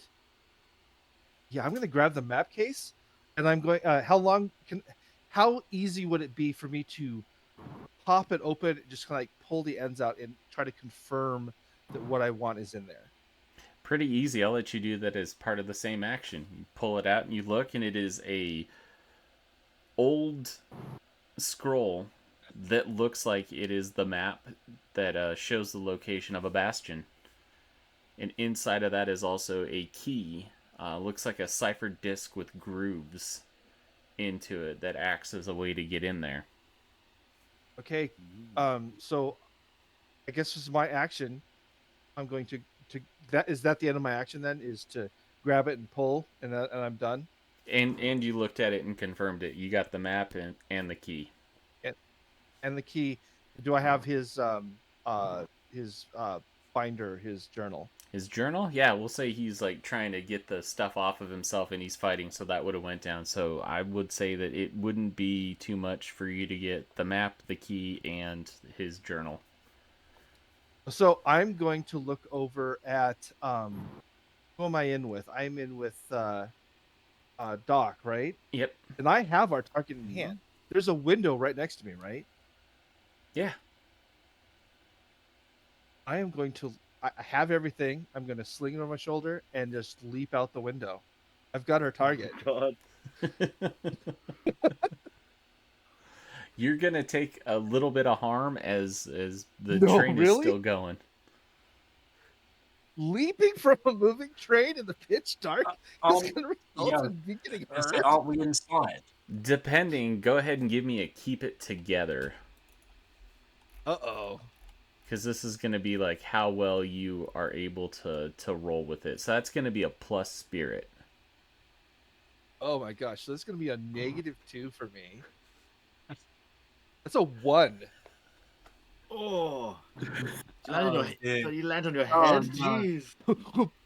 You take But 3 harm from jumping from the thing. It's half your hit points, but you got a -1 to everything that's going on, and you're gonna actually need some medical stuff as you've like broken and or bruised and battered some things. But you get up, you dust yourself off, you hurt a little bit. Think John Wick after a car crash. You know, you're still badass in your own right. You're just a little dusted up. I'm just picturing the Doppler effect of like, as he like jumps out. Yeah, that's so Yeah, funny. idea. Oh no. All right, so Another that's a happy lot landing. Can I going get a on plus with. 1 of intelligence now for understanding physics better? Oh no. That's Wooden's turn. Now let's go to Sabbath's turn. Okay, so oh, sorry, no, that's not me, is it? Wooden is off the train now with the thing we need. Yeah. As in, that's a mission accomplished. So, I guess Sabbath. We probably need to like. It's fair to say that we didn't plan on Wooden jumping out of the train. I didn't need to try and choke the guy out. We're like done. Like So I guess Sabbath's gonna Now I have to, remain like- seated until the train reaches the destination. I now have to like find a way to I be like, no, I'm trying to help. Because now it's like I just like, attack this guy for no reason. No, Yeah. no, it The was Sabbath- actually perfect because that allowed me to grab the stuff. That was perfect. So I'm your That is patsy, true. yeah? Good, great, thanks, man. No problem. Yeah, anytime. No problem. Does Sabbath have a? Uh. Doesn't have a first class ticket, does he? So this is going to come back and bite him, which is actually the real drama of all of this. That he shouldn't be in first class right now. He's not entitled to that level of service. But no, the Sabbath's going to remain seated. He's going to sort of. He would have heard the smash of jumping out the train and thought, no, that's mission I also accomplished. yelled, "I got it!" I got it! The Doppler. Yeah. Yeah, Sabbath remains seated. All right, so you're trying to act inconspicuous. Got it. All right, if that's your turn, we will go with Vale in the dining cart. Interested to know if I would have seen or heard Woden jump out of the window and fly past me, because I'm on that side of the train as well, So but it is dark. we will say that you heard what was going on, and then you also heard what sounded like a human-like body hitting the ground, and you heard the impact. Basically, it was like right by your head, but it's too dark to see. Somebody got thrown from the train, and you can see Kane is kind of looking around, figuring out what's going on. He looks at you, and then he looks at the 2 kids, and then he's like slowly shaking his head.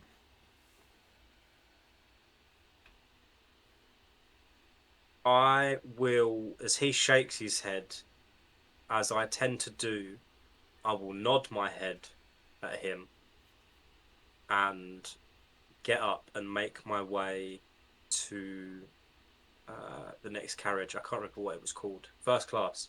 All right. To investigate, because I don't know what went on. As you make your way in there, you see Sabbath and Doc sitting down, Doc's, I believe, got Archibald Pendergrass in like a chokehold as he's like, I have a plan, by the way. I have a plan.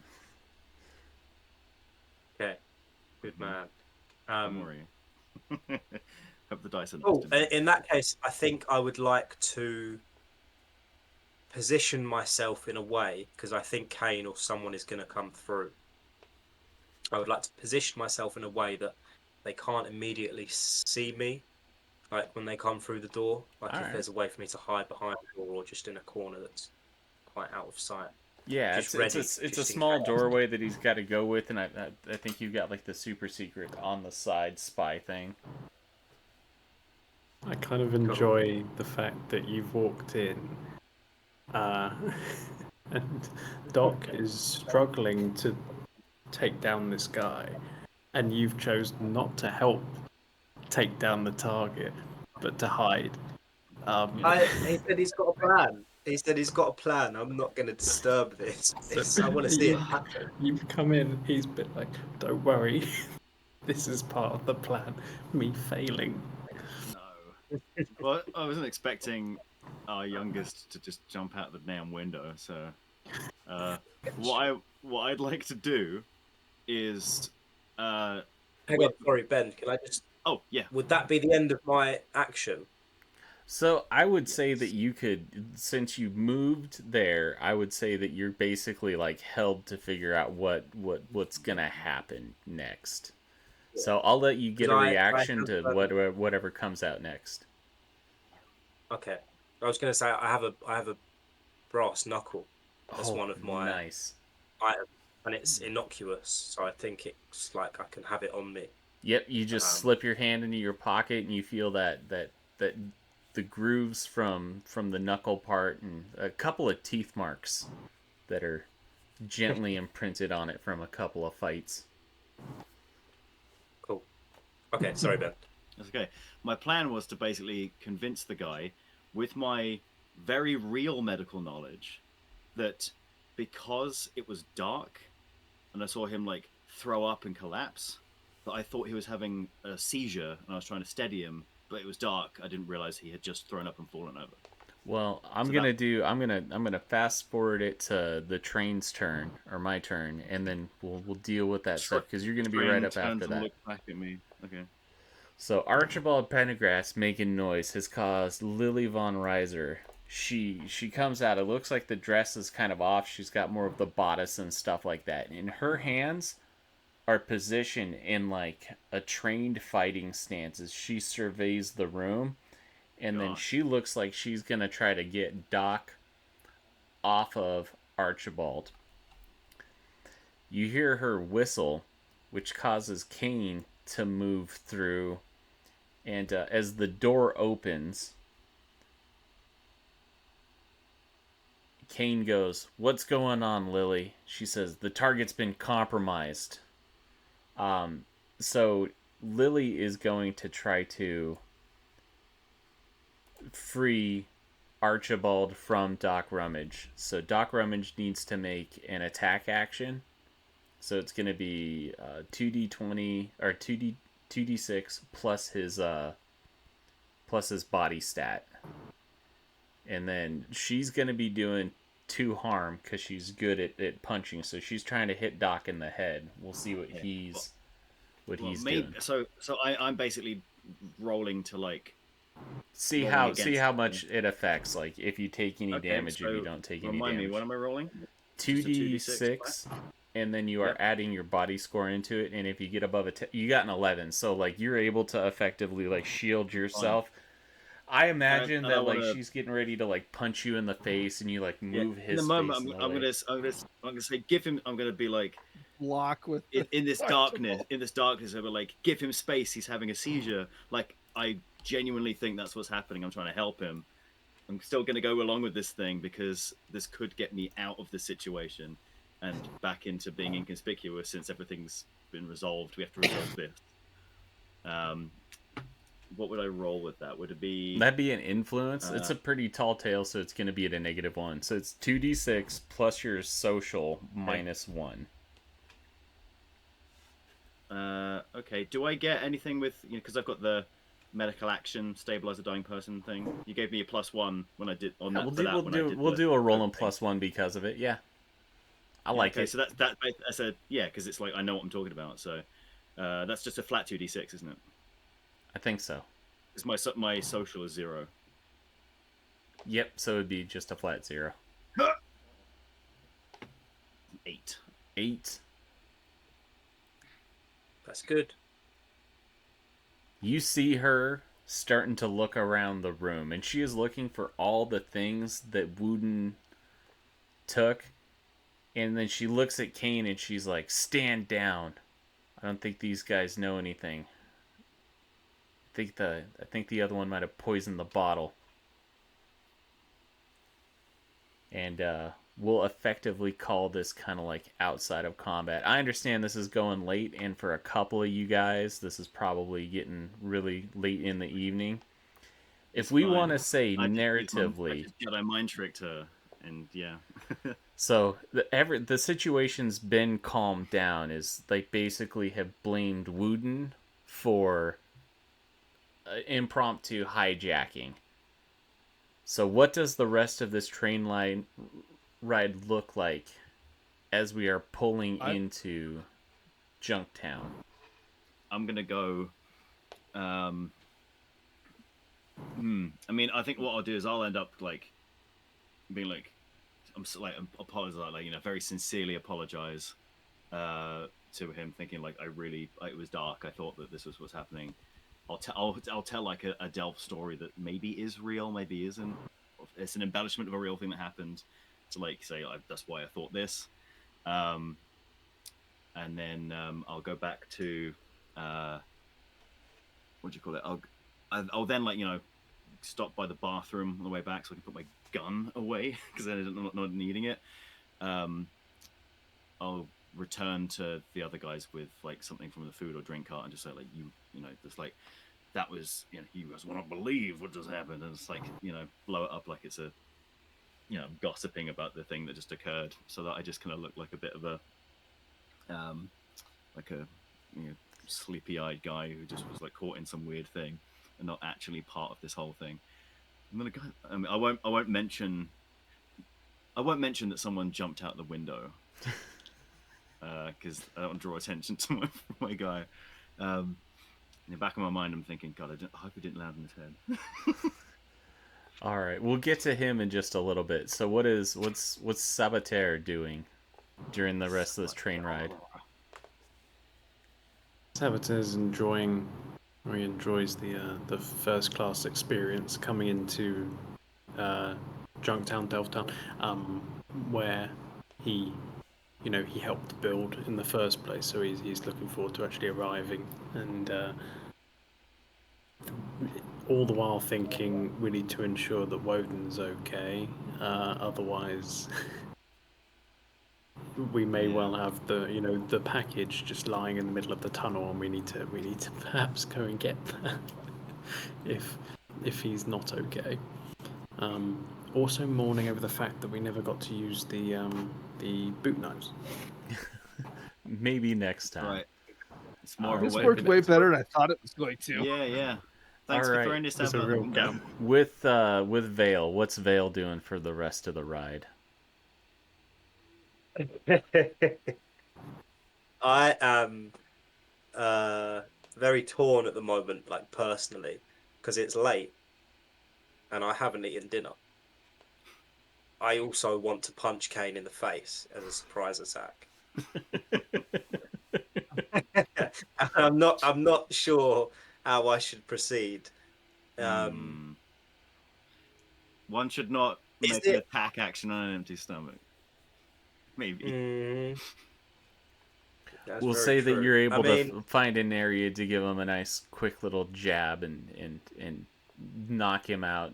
You find that Kane was very much so built to bear.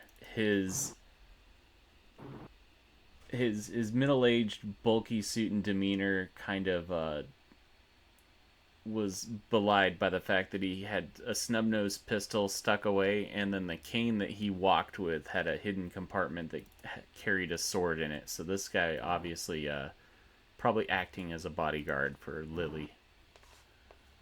I like that that Kane had a cane. That's cool. And Oh, well, it's a good thing I didn't probably engage him then. Yeah, because you would as we see our three heroes go into the station, we pan back to the mouth of the tunnel, coming out towards Delvetown, which is in the Oh, I distance. didn't grab the side of the train. Is that what you wanted to have done? What I was going to attempt to do was grab the train, you know, and then try to basically like find some place to like stick myself in the machinery and just hold on from the outside the in train. my So, head, you just hit the ground. Man. yeah, but I understand that. That's why I'm asking as a question. It's like, but I also Yeah, did 'cause like plummet like a rock, and then like, so it's up to you. We'll say that you use the slowdown in order to basically catch up and then jump on the caboose. And then as you're in the caboose, you are seeing a whole bunch of people being like, how did he get here? Hey man, this door's closed shut. Like we can't get through, so we're basically stuck here until it's time. So a card game breaks out, and then once you pull into the station at Junktown, you find your way out, and everybody congregates into your little speakeasy, and it's been a Nice. successful adventure. Oh yeah. Thank you very much for Nice. playing. What'd you guys think? No, I love that. My mom It's, was right. I should have taken an extra that pair was- of underpants. Yeah, I love the smoothness of it. It's like everything kind of just comes off of you roll some d6 and it branches out from there rather than it being you've got a different dice for every different thing. And I also found that like the kind of initiative flow of combat wasn't as like direct as like say D&D for example. It's like roll initiative, this is combat time, we oh ooh, and it's like the moment like it didn't have that because it doesn't need to do that. So there's initiative order quick, and then we're in it and then immediately out of it, and it just flowed really nicely. Like I kind of felt like I've more felt like I was in an interactive story than I usually do with D&D, because D&D is very much, oh, do this, do this, do this, do this, and it's very, it kind of felt a bit more flowy. All right. As someone who's never played D&D before and has watched a few and was somewhat frightened that I was going to be sort of, Yeah. penalised for having not done my homework or something. This was like the ease of access of this was great. It was very good fun, and I definitely want to do it again soon. But it's also helped me understand exactly how to just understand the project a whole lot more. Definitely. I kind of want to like, if you want to play again, I mean, I just want to like, we've got the key. We could just go and do the delves, the same guys, if you wanted. That's actually what I'm planning. The next thing is going to be like the trek out to the delve site, and then the delve itself, and then like the big chamber and stuff like that. So beautiful, love it. Let's definitely do that. That sounds like great fun. Also, another thing I'll add in as well, the kind of something I find with obviously D&D is the other comparison. When you're going, give yourself a load of items. It's like you got to kind of go through stuff. If it's just an object, cool. If it's a thing that could have a rule set, you got to like look through it. Like I was able to just go, I want these things, and it's like, yeah, this can apply to this, so cool. It could be, if I pick something like, I don't know, I think of something off the top of my head, like something related, like I had with the drinks, like I could have had like a sleeping drip. You drink it and it knocks someone out or whatever. Yeah. It could be like, oh yeah, you're with your like deft-handedness from being a trap breaker or whatever, you get a +1 when you do that or something. Like the flexibility of that, also being like DM's discretion, which is like, you can kind of mold that to your players. It's not as rigid. Is great. I love that very much. It feels very freeing. It's kind of like you don't have to build your character around a class. You can just build them both together. It doesn't feel like there's push and pull, which is nice. Yep. The goal would be that the classes would decide what improvements that you got. It'd be more tailored to that play style. But yeah. Definitely. No, I love that. Well done, Alex. That was great fun. Yeah, I appreciate it. Really Yeah, enjoyed really that. good. Yeah, Yeah, I had a thank lot you of very fun. much. That was amazing. it's super cool. I'm Very really good. enjoying the system. It's fantastic. Yeah, me too. Yeah, me too. Definitely. Anybody Like, else have developing. any feedback or anything like that before I stop the recording? I haven't said everything I I have to would say. have liked it to be a bit more challenging. I know it's an interactive story, and I loved that you did it, Skylar, because I thought it was very funny. But like, it did feel a bit like underwhelming that he just jumped out of the window. Well, we'll just have to shoot some guys in the next session, dude. Yeah, I apologize. I honestly, that worked better than I Yeah, it worked expected it to.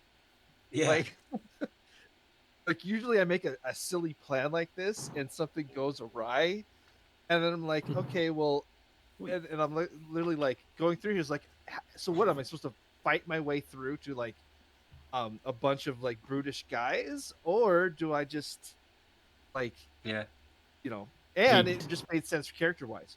What would a young, like inexperienced Delver do? Well, something spontaneous and kind of stupid. So I leapt out the window, and you know, good. It playing worked. other games, I assume that he's like, oh, you failed, so you're like hanging halfway out the window or whatever. But instead, it was just, oh, well, you took a bunch of damage. Maybe you didn't, maybe a bunch of shattered glass, or you landed wrong, or whatever, and we just moved on. So I was a little caught, a little um, off guard by the simplicity of the system, even though I helped build it. I like the freedom of it, though. The fact that Yeah. could just happen, and the fact that the players themselves were going like, "Oh, wow, I didn't see this coming," and Yeah. everyone else just now has to react to that. The fact that it's just got this sort of Bit that hint of chaos in there, just a yeah, little chaotic yeah, balance. like that could have Well- that could have literally gone any way at all, and like that's what's really appealing about it, is that there is just complete freedom there. Yeah, like I've played other games where people like the GM would be okay. Let's look up the strength of glass. Okay, what's your strength? But this is more the theatric. Like, okay, you leapt out the window. We're not doing real glass. We're doing, Hollywood glass. You go straight through, and you take a bunch of damage, and we move on. So I apologize for stealing the show. Also, it was in hindsight is also a nice way to wrap things up because it was going long. Yeah, So yeah.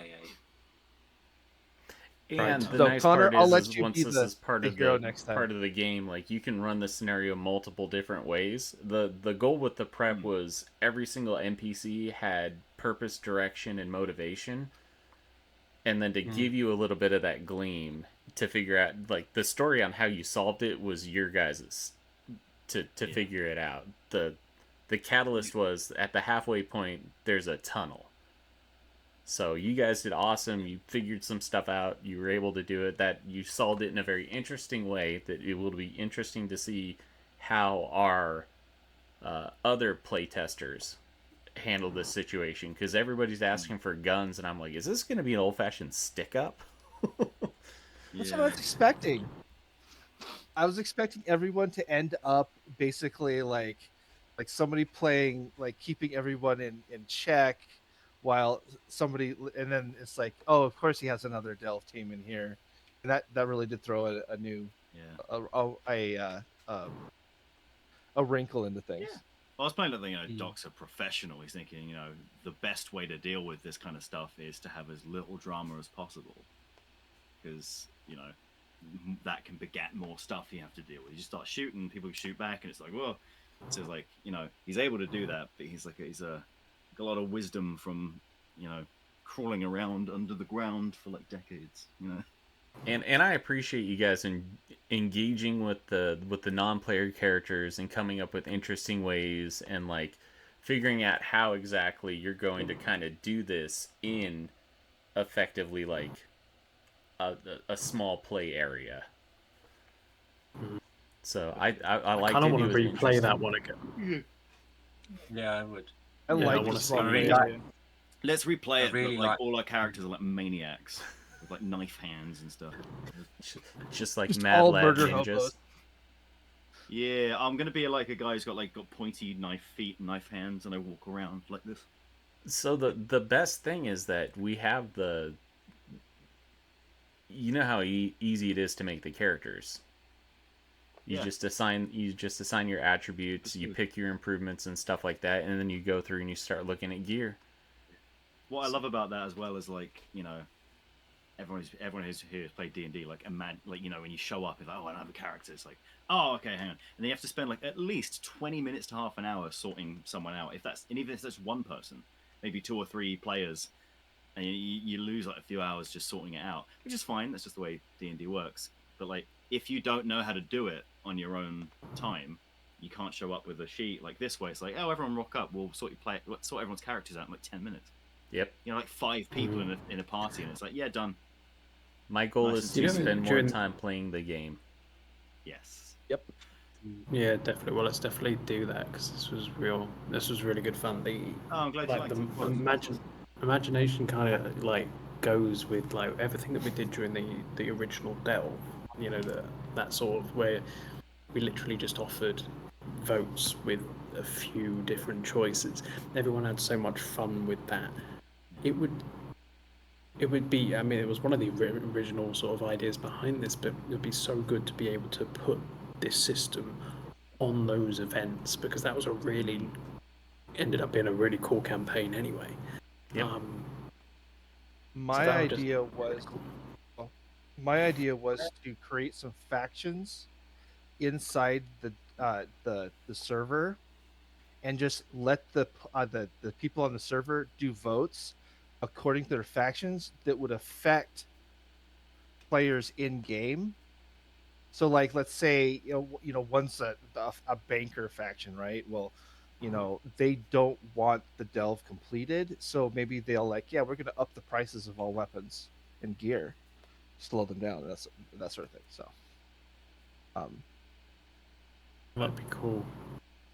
But- Yeah, no, I'm really looking forward to seeing where we can take this system as first introduction to any sort of role playing for me. This was great, and it was great to be able to do it within Ruin as well. And yeah, Alex, great job, man. That was really good fun. Skylar, well done for helping as well. Really good stuff. Yeah, man. No, this is really fun. I'm glad that my half awake brain today didn't hinder me too much. Usually I do like a character voice and everything. So next time. Yep. And then I'll just play start again. designing the next thing, and I'll work with you guys. But Tuesday when we have our meeting, I'll let you guys know like timeline for the next portion of the adventure and stuff like that. Cool. Yeah, let's pick a different Fantastic. day and time that's a little bit more beneficial for everyone. Yeah, that's good. Sounds good to me. All right. All right, guys. Yeah, we got to wrap this up. So I'm gonna sign off Alrighty. and talk to you guys later. All right. See you guys later. Cheers. Good night, everybody. Goodbye. Cheers, guys. Bye bye. Thank you as well, everyone. Yeah. Cheers. Bye. You're welcome. Thank you for playing. Bye.